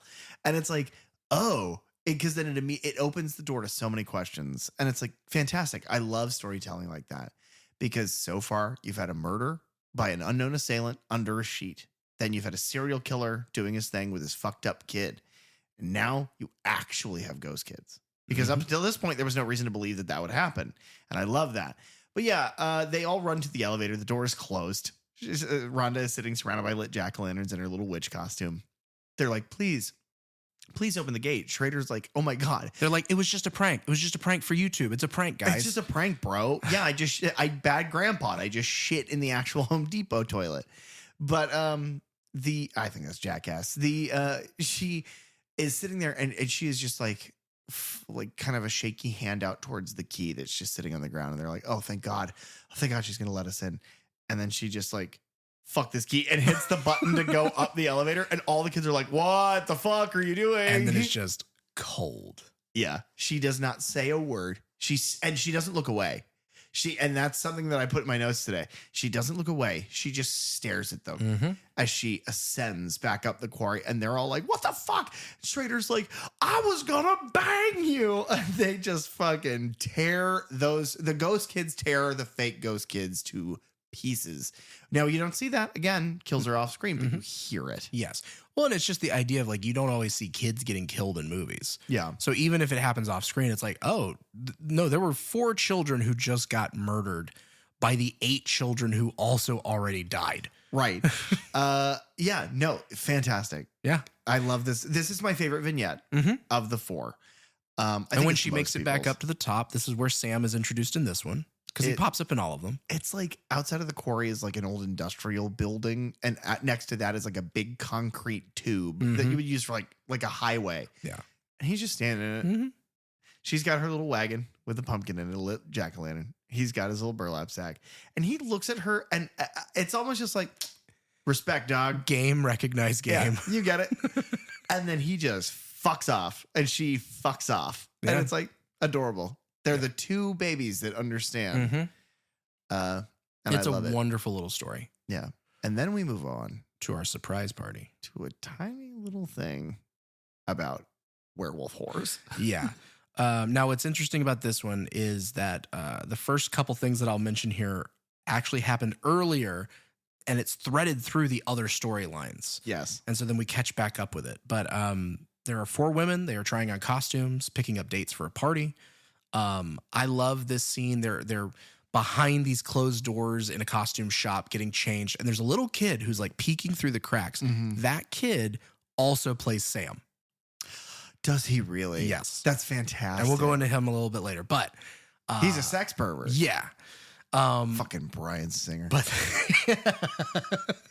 but they are I love this scene because every line of dialogue, when you watch it on the rewatch, yeah, it has a double meaning. Fresh meat. That's all I can think of right now. But yeah, no, they're talking about what on first glance would be sex with men because they like to party and it's Halloween. And you realize that that's not what they're talking about later on. Right. This vignette is strange to me and it kind of falls apart pretty quickly. There's not much to it. No. And it's not bad. No. It's just not as structured as the others. So I guess very basically they all try on costumes. Yeah. There are the obvious confident and what I will say like tenured girls. Yes. That either through the entendre of sex or what you would later find out is part of like their culture are more experienced. And then you have Anna Paquin, who they call a virgin. Yeah. Anna Paquin is playing Laurie, which is named for Laurie Strode. What? Yeah. But she is the quote unquote virgin of the group. Anna Paquin, if you don't know, played Rogue in the majority of the X-Men film franchise. And then she also played Sookie Stackhouse in True Blood. She makes a cameo at the beginning of Scream 4. That's where we've spoken about her before. Yes. Her older sister, Danielle, is played by Lauren Lee Smith. She was in a Marvel TV show that I've never heard of called Mutant X that apparently ran for 3 seasons. What the fuck? In the early aughts. Oh, is that one of those weird like FX or Fox shows? Something like that, okay. I'm sure. Yeah. She was in a thriller called Pathology in 2008. And then she apparently is in Guillermo del Toro's The Shape of Water. Okay. A film I have not seen. Oh, I love that movie.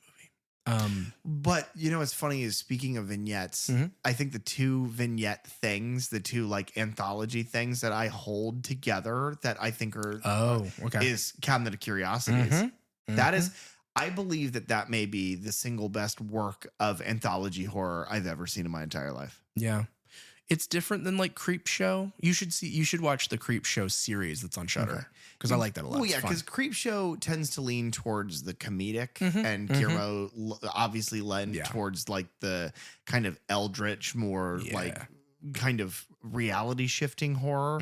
I love H.P. Lovecraft. I love his old stories. My favorite. You love his work. You don't love the man. I don't love him. We don't stand a guy who would name a cat that. Yeah. Definitely not. But one of my favorite short stories of his of all time is The Pickman Gallery. I think it is so terrifying. And the idea of it happening. So seeing it in live action and done so faithfully with Crispin Glover. What? A dead fuck? What? A dead fuck? Don't worry, we have that as a soundbite now. Yeah. The other 2 girls here are Maria, played by Rochelle Aites. She was in White Chicks. I've never seen White Chicks. Which was a Wayans Brothers film. She does a voice of Rochelle in Left 4 Dead 2. And then she was apparently in season 2 of the Purge television show, which I've never seen any of. I've literally never seen or played any of that. Oh, okay. So I have no idea. Yeah. This is where the weird credits are. She's like second build in this movie. I wonder when Left 4 Dead 2 came out. I don't know. I wonder if why would that matter? I don't know. Oh, whatever. I don't know. It's where she's done a lot of other stuff, but those are kind of the genre-y things or things that I know her from. And then their other friend Janet is played by Monica Delane. She was in Little Man, which is another Wayans Brothers movie where one of them plays a baby. And then she was in Lost Boys: The Tribe, which was a sequel to a film I have still not seen. And then she was in a horror film called Even Lambs Have Teeth in 2015. So this is why this vignette's not great. Because they kind of just cast. Yeah, they're people that I'm just like, okay, whatever. Other than Anna. But yes. Yeah, they are picking up guys to take to a party. And like they pick up the cashier from this Halloween store. They moving through this vignette a little bit. They end up at this party that is talked about in the news earlier, and it's the big deal. There is a bit of score here that is like kind of like, and I can't do it any better than that, but it is like it reminds me of the music that plays when the gang enters Spooky Island in the original Scooby-Doo movie. I fucking hate it. I fucking hate it. It makes this scene so hard to watch because it's like unsyncopated and like the really slow. Oh, I hate it so much. However, I don't know if they shot this on location or if this is a set.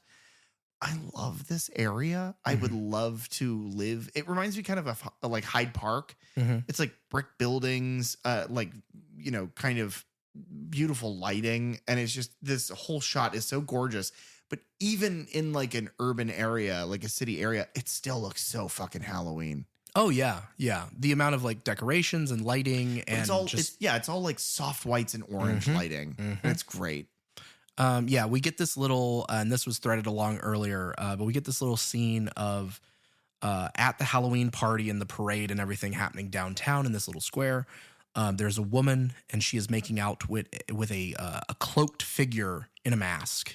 Yes, the Phantom of the Alleyway. And then as they're kind of kissing, she begins bleeding all over her body where she has been bitten by a possible vampire. Yeah, I mean, again, he's got like, goddamn fangs. Yeah. So it's like, and we're not sure, is this, you know, are we dealing with supernatural things or not now? But now you have no reason to not believe that because you've just seen literal phantasms murder living people. So it's like, okay, so now there's also a vampire. And I'm sold. Yeah. I love vampire shit. I'm sold. And she rushes out into the street to try and get help, and she bumps into Emma. Yes. And Henry from the beginning, the couple who the girls had just bumped into earlier on the street as well, because that is another thing. Sam is in all of them, and then this couple bumps into all of our main characters as well. Well, and Sam. Yeah. But he drags her back into the alleyway. You hear a scream, and then he like Weekend at Bernie's. He kind of positions her body just next to somebody. Yeah, because people, you know, are wearing fake blood for Halloween. I do not like the costume design for him in this scene. It looks ridiculous. He looks like a gimp wrestler. I don't understand it at all. Furthermore, I don't understand why you would imagine a universe where your general audience member does not know that this is the principal. He has such a distinct mouth and like face. Yeah, and I mean, it's one of those things where I don't know on a first viewing if I knew it was him. Oh, see, I picked it up immediately. And I think it's because, I mean, they try their best because they're like, he's not just wearing like a domino mask. It's the Batman thing. It's the like, well, I can see the whole bottom half of your face. Instead, it's like his mask comes all the way down where you're only seeing like around his mouth directly. Right. If you had just done like makeup, like skull makeup or something on him, I don't know. It's, and I pick up on that stuff. I'm like I can pick up on like face features and voices very well. Yeah. You are good at voices, especially. Yeah. It's so like scarily so. Yeah. I don't have any talents, but I know voices. You don't know names like I do know voices. But and then eventually some of the girls like bump into like the news crew that was covering, and the guys, the cameramen, are like, hey, you want to come with us? And Gail Weathers' cameraman's like, no, I'm getting the fuck out of here. But the other ones are like, yes. They should have left. Yeah. But they get into a van, the van we saw in the beginning that almost hits Rhonda. Right. But yeah, so the pieces are set. Lori is left to find her man. Yes. And she's just kind of lazily walking through this party. And I like it. It's kind of shot dreamlike. The music is very light, and she's kind of, she spots somebody in the crowd and is like, oh, maybe this is the one. And then something is revealed about them that's like, oh, well, no, it can't be them. Oh, that person's already coupled up. Or there's a couple dressed as as a horse. Yeah. And then the back half removes, and it's the woman in the relationship. And she's like, oh, never mind. She also sees this person and she's like, oh my God, maybe it's this person. And then she kind of rubs her eyes and she looks a little closer, and it's just a salmon. Yeah. Like the fish. Oh, it's living. It's in a bucket of water. She's like, what was I thinking? Why did I think this was a person? Tall, dark, and handsome. Yeah. Yeah. She takes a call from her sister who is Yes. like, no, we got you a guy. Don't worry about it. Just come out here. We got you a guy. Mm-hmm. And during this phone call, we see who this guy is that her sister is setting her up with. Motherfucking baby man. Yeah, he's a giant baby. That is actually played by an actor named C. Ernst Harth. It's a cameo. He was in 13 Ghosts in 2001, where he played the ghost called the Great Child, which is also a giant baby. That's amazing. Both those movies are done by Warner Brothers. I have seen 13 Ghosts. So yeah, he's a giant baby. But while she's on this call with her sister, she also locks eyes with the cloaked man that we saw from the scene earlier.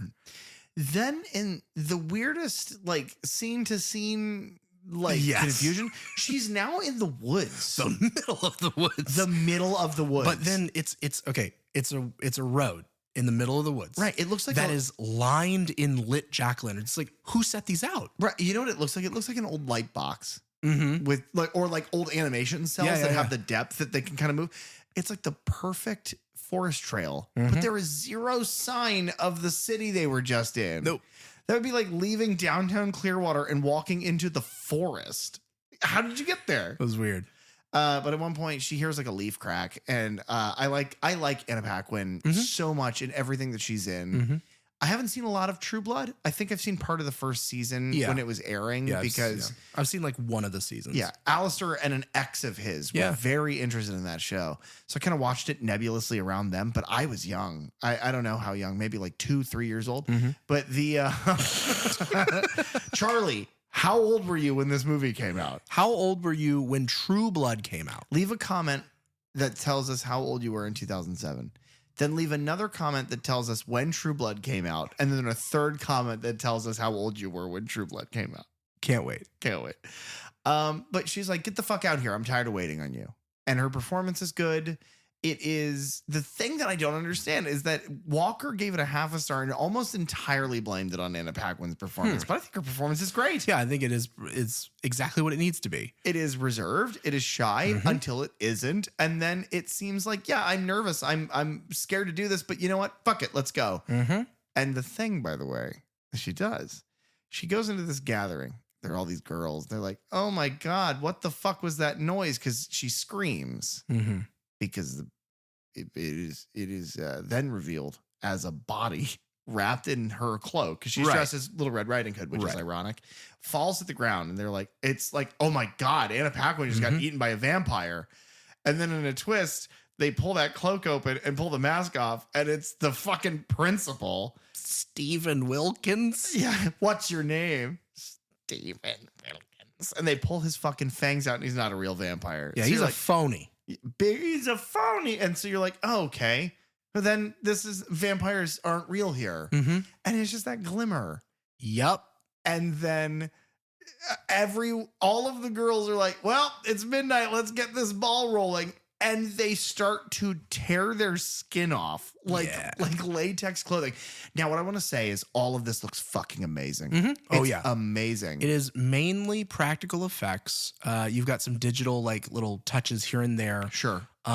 It's done by the same effects team who had worked on the first Underworld movie with the it's a werewolf vampire movie as well. Oh, yeah, okay. And so the same, like whenever you see the actual wolf animatronic head, that is the same one that was used in one of those early. It looks amazing. Yeah, looks great. It reminds me of the Hugh Jackman Van Helsing movie, where every time he would transition or somebody that was a werewolf would transition, like their skin would rip off like away. So that's basically how it works in this film. Except this is sexy. No. What? It's still gross. You see a flash of titties for a second, and it's like, you know, great. Yeah. Everybody likes a titty. Yeah. Nobody don't like a titty. Who doesn't? Yeah. And then they're ripping their skin off. Which is bad. And sexy. But no, ew. But one of the things that I think is so funny is that it starts off as like a horror beat, and it's like, oh my God. Because it's like people are cutting into each other's skin and tearing their fucking flesh away, and it's like meaty and hairy and disgusting. And then it becomes comedy because there's this woman who sets like, it's like a reaction shot to her boot hitting a tree, like a downed tree stump. And it's like a white go-go boot. And then she just tears her whole leg skin away and the boot comes with it. And it's fucking ridiculous. And then And sexy. And then fucking Principal Steve Wilkins is like, what the fuck is happening? And Because Laura has climbed on top of him. yeah, and he but right before this, he's tried to get away, but it's revealed that his leg is shattered. Yeah. His bone is sticking out, and it is broken in half. And she's like, "I'm so sorry. It's my first time. I'm so nervous." And then it like cuts to something else, and it cuts back, and her eyes are now like fully like yellowed sclera lens werewolf eyes. Their teeth look amazing. It's really good. Like they don't look like normal like wolf fangs or anything like that. I don't know. I've It's never a seen mess. anything. Yeah. But it looks as though your teeth have sharpened but have not stretched to fit a werewolf's mouth yet. It's great. I love it. She has got this awesome digital effect up her spine, and then her face kind of morphs for a second, and then she just starts to tear him to pieces. One of the things that I love about this scene so much is the editing choice of once the reveal has happened that there is something with these women, because vampires aren't real. Yeah. Oh, fuck. Werewolves are, though. And it's the revelation from the perspective of the person that we thought was the villain. We thought was the supernatural creature. And he looks around and he hadn't noticed before, but the whole forest clearing is filled to the brim with dead bodies. Yeah. It's all the men that they had brought there that night. 7 or 8 corpses. And he hadn't realized yet. So we realized with him in full time, like, oh my God, every person that we've seen that's a background extra in this film so far is dead on the forest floor. I like this vignette. I would say that of the 4, this is probably my least favorite. Yeah. But yeah. It speaks to the quality of this movie that all of this I loved. I loved all of this. There are parts of it that get a little like all right, come on. But ultimately it works. Another thing that I'll say, and this last vignette as we move into it is a great example of this. This movie, like Creepshow, is very good at doing something that I wrote in my review of Creepshow, the original. It is so good at setting up so much tension for something that has literally 0 stakes. Right. None. Right. We do not care about these people. We do not care about this man. None of this will change. If they devour him in a heartbeat, none of this will change. But you're like, oh shit, what the fuck is happening? Yeah. And it feels like you have something to worry about. And I think your point is valid, because it's you're watching, this guy who just seemed like a principal, who then we learn is a serial killer, who is teaching his son to kill people as well, and then is dressing as a vampire and murdering women on the street, is then the how the turntables, like, right. And he is now being victimized by these women. And it's like, oh, good, they've cleared a stain. Yes. But it's the transition. And for a moment, you're like, oh, God, what's going to happen to him? And you're like, I don't care what happens to him. Fuck that guy. Yeah. And then they handle it so masterfully. It's like the Ted Danson vignette where they come back. And it's like, well, yeah, the guy who's done this to them is a terrible piece of shit. So I don't care if he's afraid. Yeah. What is that? Leslie Nielsen? Yeah. It's like, I don't give a fuck if he's afraid. I want him to die. And so it's great. The way they kind of circularly tell these stories is wonderful. And as the wolves devour these men, Sam is just hanging out on the side of the fire, sitting on a log. This is his cutest. This is him at his cutest. He's in a forest clearing watching murder In his little footy pajamas. and he's kicking his little feet. I fucking love the design. Yeah. He's a small little guy. And I love the dissolve here, because it's like his circular head then becomes this like blood red moon. Yeah. As we transition to our 4th and final story here. The person who I believe should be top billed in this film. But I think he gets like Okay. Yeah. All right. Yeah. Because this is by and large the most like as far as an acting credits list go, this is the most successful person in this movie. Oh, absolutely. He and Anna Paquin, it's like, because this is such a kind of indie thing, I was surprised that either one of them are in it. But like, if I'm surprised Anna Paquin's in this, I am fucking super surprised that Brian Cox is in this. He's he's in so much. Yep. He's worked with so many. I love this dude. Yeah. I think he's great. Mr. Krieg is the main character here of this fourth storyline. He's played by Brian Cox. He was in Manhunter. He plays Dr. Hannibal Lecter.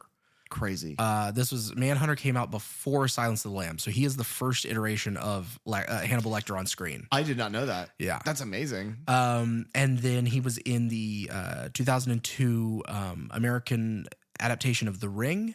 He is in X2 as William Stryker. He is in the Wes Craven film Red Eye. He was in Rise of the Planet of the Apes in 2011. He's also in a show, I think it's called Succession. I don't know, but I have seen a few episodes of that show. He's like the patriarch, business owner. He is so motherfucking cold. I usually don't like shows like that, but I appreciate his performance so well. Like, he has this gravitas to him that is like almost like a better spoken Rip Torn. Okay, I see that though. No, I absolutely love his performance in this. He is the cranky neighbor. And they've got him like buried under some prosthetics. Yes. And like the hairpiece. From everything that I read, they were trying to they wanted him to look a bit like John Carpenter. That was there. And I see it with the hair mostly. Yeah. It's like John Carpenter's hair. Yeah. It's like John Carpenter's hair. And we see every the time three we see clowns from earlier show up. Well, I was going to say he also wheezes. He's very distinctive, like.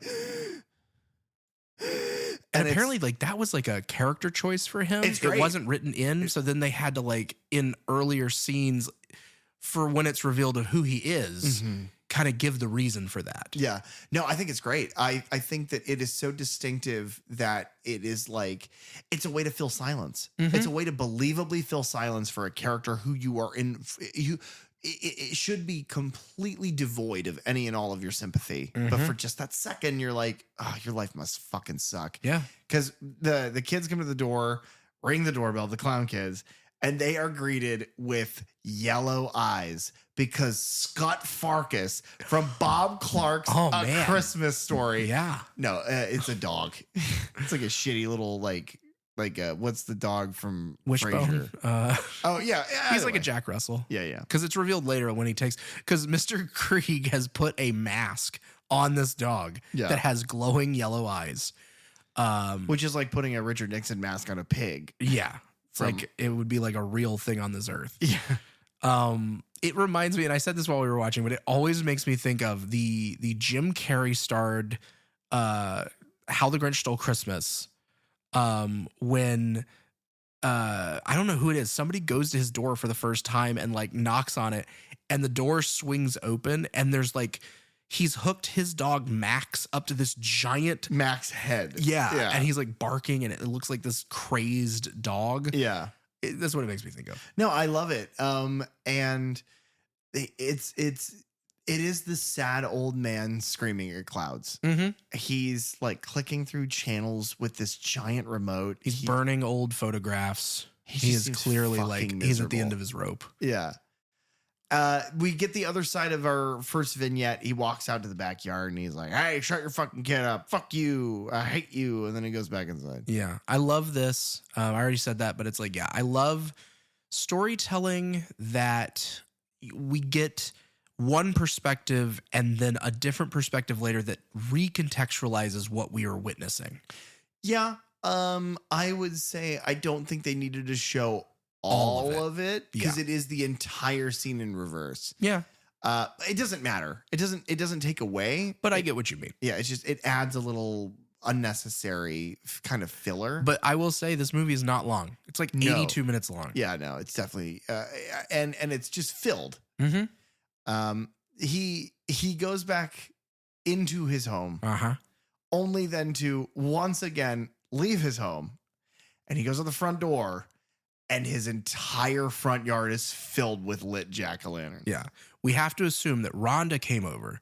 She had a lot of spare. Oh, yeah. And so she just set him up. She was like, oh, well, what's this guy doing? He's got nothing out here. I wonder who that sack kid was. Sack kid sounds weird. I wonder who that kid wearing a sack on his head was. Please leave all of that.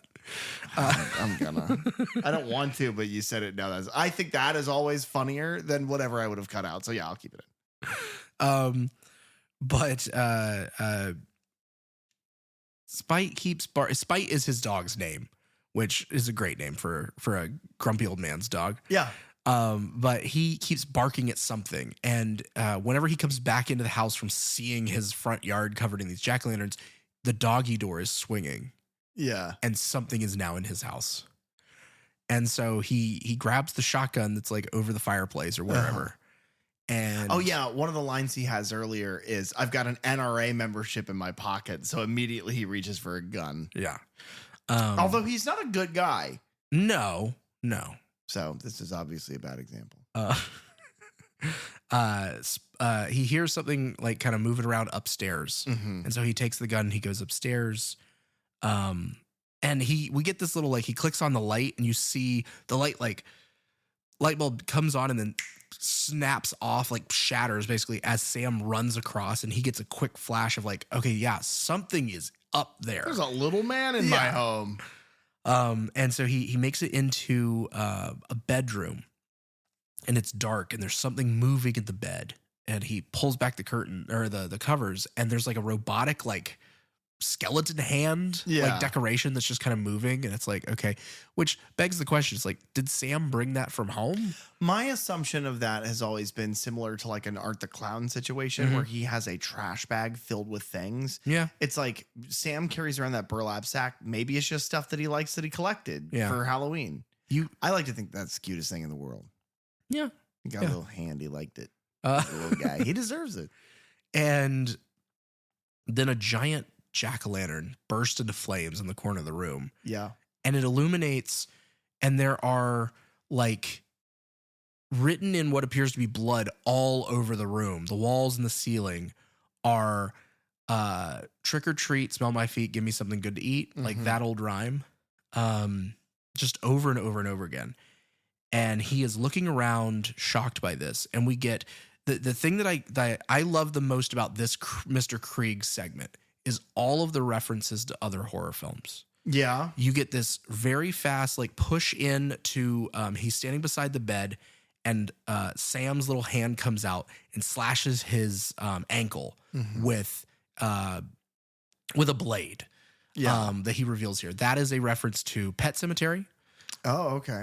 We get that is then revealed to be Sam. He comes out, and the blade is a razor blade coming out of a candy bar, which is the one that he got from Wilkins earlier. Who said to Charlie, the child who he made throw up chocolate guts, always check your candy. Yes. It's just fantastic. How many kids did he fucking injure and kill that night? Right. Only then to be eaten by Anna Werewolf.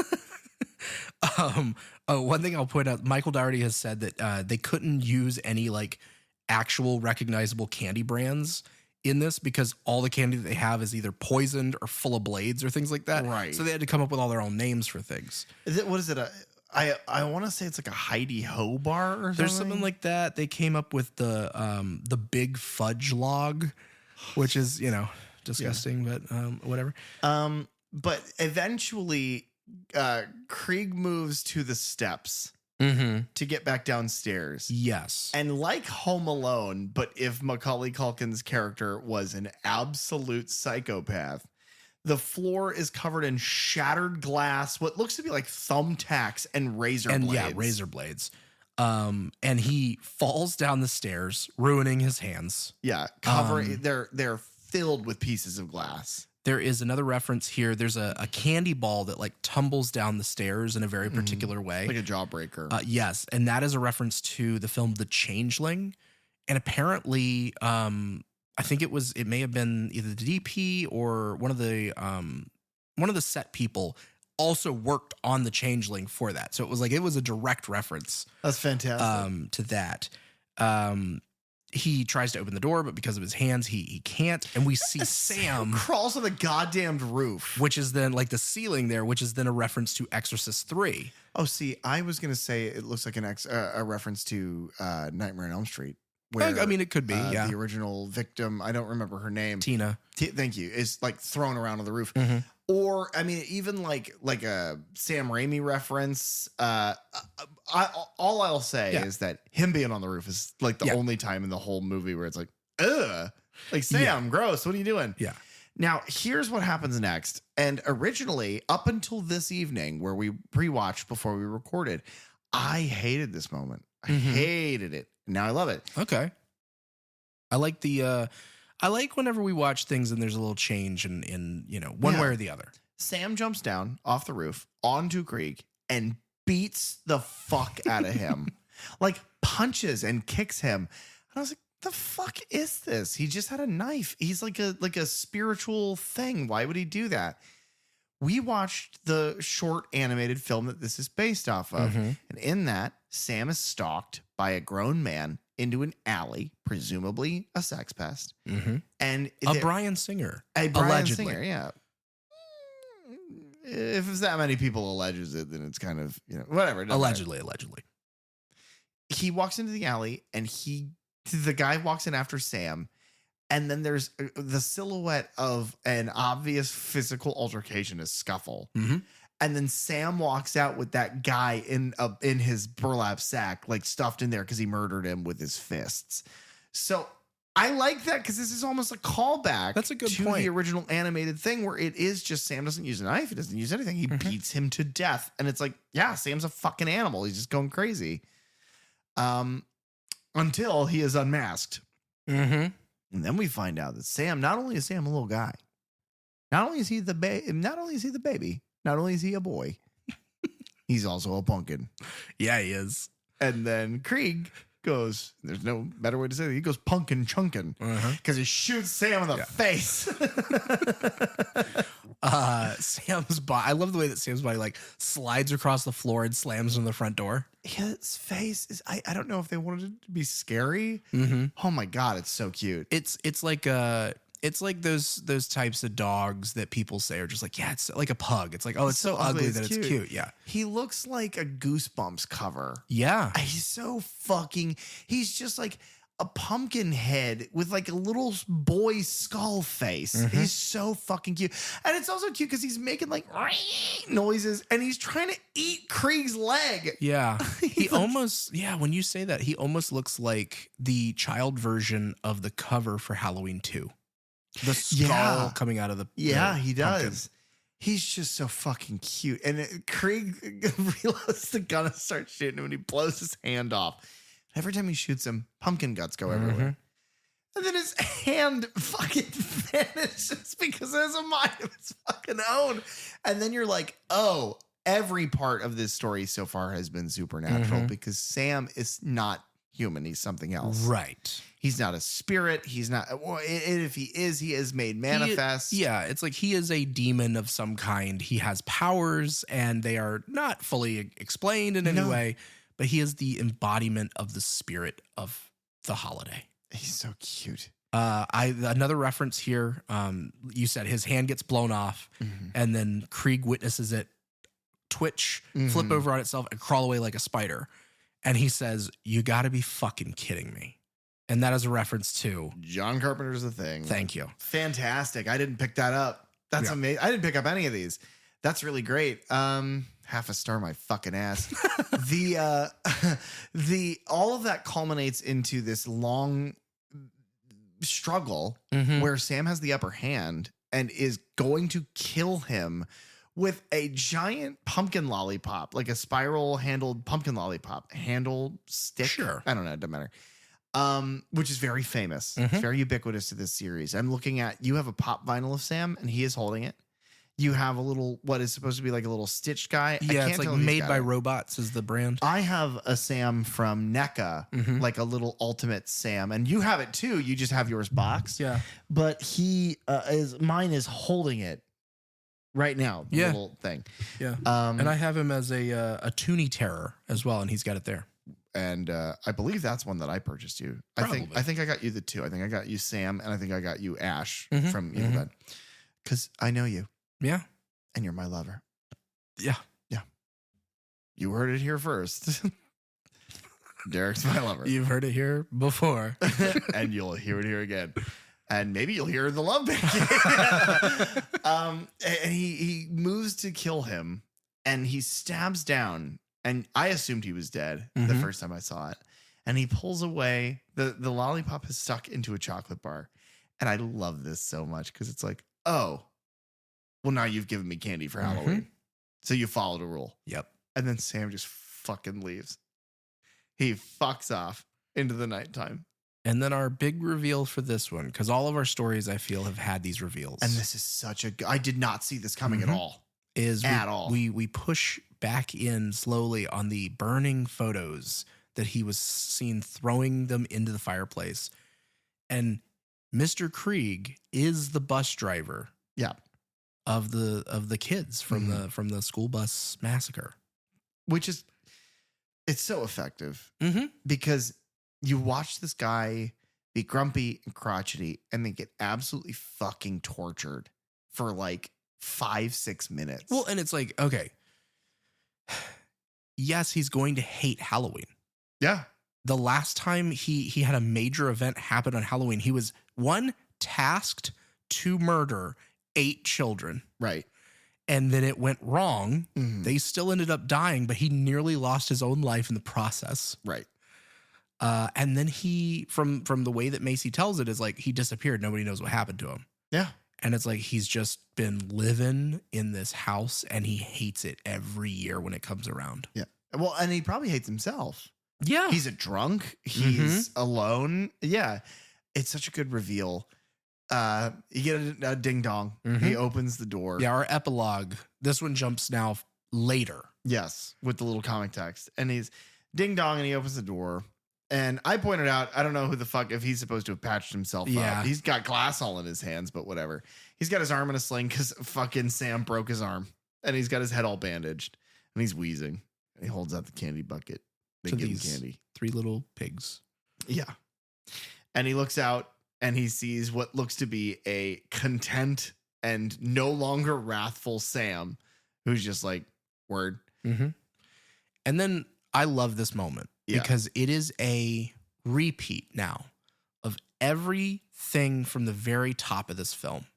We see all of our players again. We're catching back up with them and realizing that, oh, we started and ended with the same scene. Because you see Rhonda is having left the quarry. She is pulling her wagon with her last jack-o'-lantern. She steps into the street. A car slams on brakes. It is the 4 wolf women laughing, having devoured their prey, presumably leaving town. You see other families and kids milling about. You see the couple making it home across the street from Mr. Krieg's house. Also, with Krieg almost being murdered with that lollipop, you then realize that the shape in the beginning who murdered her and put her in the scarecrow ghost thing was Sam, because that's his lollipop. And yeah, it is. And it's he all witnesses at the same time. Emma blow out the jack-o'-lantern, and then he looks at his little makeshift weapon and he goes, okay, that's my next. And he goes across the street, and Krieg closes the door, hoping that that's the end of it. Ding dong. And he opens the door, and in this hilarious shot, it is hilarious. It's flat as can be. There is no zoom. There's no camera move at all. He opens the door and the camera is just boom. And it's all the ghost kids from the quarry. Are rotted and disgusting. Like Jason from Takes Manhattan wet. Yeah. They look like they look like the tar man from Return of the Living Dead. Like disgusting. But they're still in their makeshift costumes. Yeah. And our hero, the vampire kid, gets to say trick or treat. And then it cuts back to the comic book stuff with the credits, and you just hear screaming, and it's like fantastic. Yeah. He got what was coming. The other thing that I absolutely love is once all of that is revealed and you realize where the movie started is where the movie ends. In the opening shots of the movie, when we're seeing that set piece, we don't see Rhonda necessarily. We're shooting from like her knees down. We don't see who's in the car and everything, but there's a wider shot where you do see, for a moment, whenever the couple are kind of looking and scanning around, you see the ghost kids trudging along the sidewalk, having just killed Mr. Krieg. Okay, sincerely, when we are done with this, you need to show me that because Yeah. I missed that. Yeah. And I would love to see that. Half a star. Mm-hmm. I don't know. It's okay. So now that we're at the end, Mm-hmm. it is just so well written. Yes. It is circles and circles and circles. And none of it's tiring. None of it's cliche. It's all just so seasonal. Yes. And fun and funny and scary. And it fits everything you want for a horror movie like the way it is. It's not a Conjuring where it's all jump scares and bullshit. It's not a slasher where it's just, score and screaming. It is characters just living a night of their lives, and you have 5 seconds to make them interesting. Mhm. You have almost no time at all. And it's the principal being a dick to this kid because the kid was being a dick on Halloween. And immediately it's like, well, I'd like to see what happens. And then the heel turn and he's a murderer. And it's like, oh, these women, we are following them. And oh my God, is she going to get murdered by a fucking vampire? Oh no, they're werewolves. Great. It is blink and you miss it. Character moments, character growth, even some of these, a lot of these characters have character growth in these moments. And I don't know. I just think it's all wonderful. The question that I have for you, what happens to Billy? Billy Wilkins. Billy is shown at the end. He is dressed in his father's bloody shirt from whenever he killed Charlie.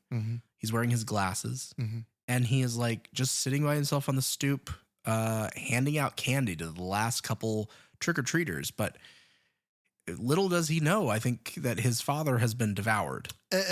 Eaten and is being digested by Anna Paquin. Follow-up question. Oh, if only, right? If I could go that way. Do you think it's okay for me to imagine culturally and within the logic and confines of the film that we just watched? Do you think it's okay for me to imagine that once he's done with his trick-or-treating, he goes inside, he puts the bowl away or whatever, and then he runs headfirst and leaps into the grave and just ceases to be? Yeah, that's probably, I mean, if that's what you want your headcanon to be. Yeah, that's the headcanon. Yeah, that you're allowed for that. Now, you've already answered this question, but I'm going to ask it to you anyway so that you can kind of seed it back to me.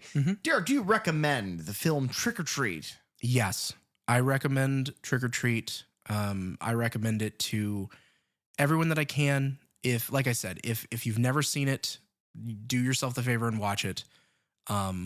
You put it very well. It's so well written, so well structured. Circling back on itself like that, threading certain characters into other storylines, and you just bump into them, and it's like you start putting together the pieces of the order of events in this night. Yeah. I love that. I love that kind of storytelling. It's like a Quentin Tarantino kind of storytelling that I absolutely love. Yeah.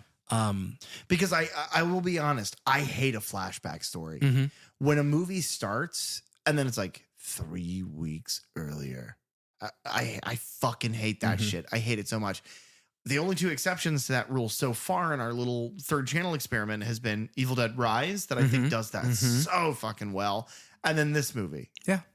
I don't know. I think it is the kind of, along with John Carpenter's Halloween, along with Halloween 3, Season of the Witch, this is every year I want to watch this for Halloween. Every year I want to watch this in October. I think it encapsulates the feeling of the holiday, the feeling of the season, the way that the reveals happen and the twists kind of take you through the story. You are given tricks and treats throughout the entire movie. The entire storyline gives you those moments. Yeah. And I love it. I think Sam obviously has become an icon, and that's kind of difficult to do. Yeah. Especially for a one-off film.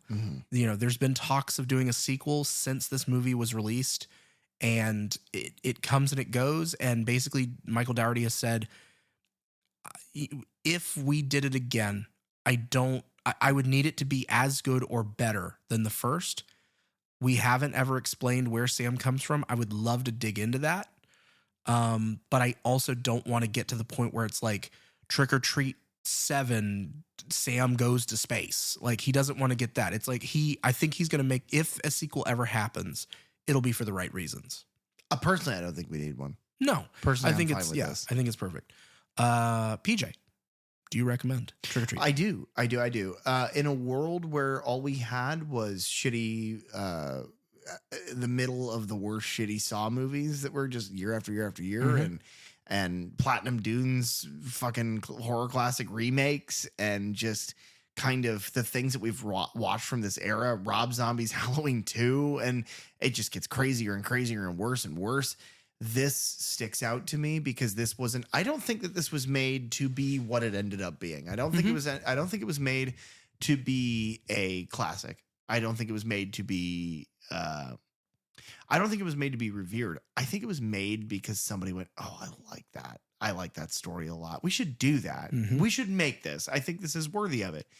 And Sam stands out as, in the echelon, right? People view him in the same way that they view like Art the Clown or not Jason Michael per se, but kind of, or like, but he's not. He's something else. And I love that it's not defined. That would be my least favorite thing in the world, is if they defined him. Don't define him. He's not supposed to be. He's a weird little pumpkin guy who tries to eat old men that don't give him candy. And it's that weird shit that just works. He can be anywhere, do anything, as long as it's fucking Halloween. And I love that. Has he ever been in this town before? Does he just go from town to town to town to town? Yeah, There's I don't know. fucking telling. And I love that shit. I think that the way this movie tells its stories, I think the way that it ties those stories together, and the way it treats its audience, it treats you like you are an intelligent person, which is rare, especially now. It doesn't hold your hand. It doesn't explain to you like, oh, everything's happening on the same night. It's just editing and cinematography that shows you, hey, by the way, everything that you've been seeing is all in the same street. Yes. Or in the woods. How you get to those woods, I have no idea. Mystery. But I wholeheartedly recommend Trick or Treat. I am so happy to have watched this, especially on the tail end of fucking Halloween ends. I'm so happy to have done this for like our kind of, I know it's going to be in November, but our sort of Halloween episode. Yeah. I know Halloween Ends is technically it, but if we just pretend that this is it, we don't have to have it be Halloween Ends. Like we said in that episode, it's like we like to keep the Halloween season kind of rolling. Yeah, for sure. Now that to say, for the rest of this year, we're not really doing like a franchise. Yeah, which is crazy because you say in the beginning the franchises you love from the perspective, yada yada. Yeah. So are you a fucking liar? Yeah, Derek is a liar sometimes. So we're just adding to the dirty dozen, though. Oh yeah. Well, kind of. We're doing the next couple of films because I think, especially for these next few episodes, we need to be very upfront about this is what we're doing next week. So if you're going to watch beforehand, you'll be ready. I agree. So our next film that we're covering, we're going back to John Carpenter. Amen, brother. We're going to a little film called In the Mouth of Madness. If you don't know, In the Mouth of Madness is one of my all-time favorite movies. I have seen the movie probably a half dozen times. I love that fucking movie because I love Sam Neill. Yeah. We are going to follow that one up in the following week with Prince of Darkness, another John Carpenter. Now, if you know what those movies and how they are tied together in any way, they're not a franchise, if you will, but they are part of a unofficial trilogy that John Carpenter has called his Apocalypse trilogy. The third of which is The Thing. So maybe you should be prepared that we're going to talk about The Thing soon. Yeah, definitely. The thing about The Thing is that we'll also probably have a guest for that one. Yeah. Eventually we'll have, we have plans to have a couple guests before the end of the year. One of them is we plan to actually get Charlie to sit down in the studio with us and be here for an episode. Charlie, you're not going to be fucking invited unless you tell us how old you were in 2007 by the way of comments and all the other things I said earlier.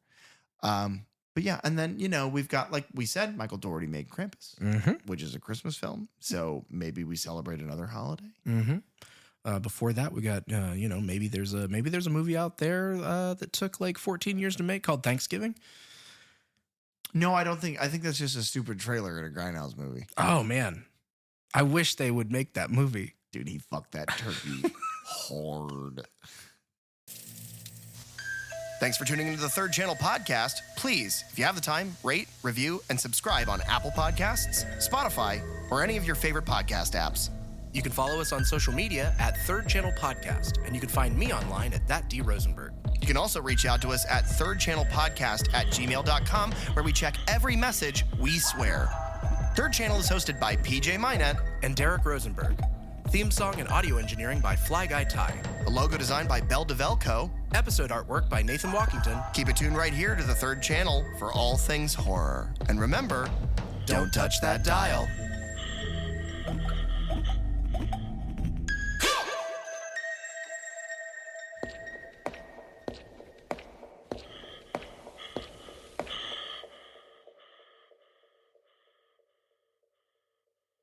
Egg salad and eggs.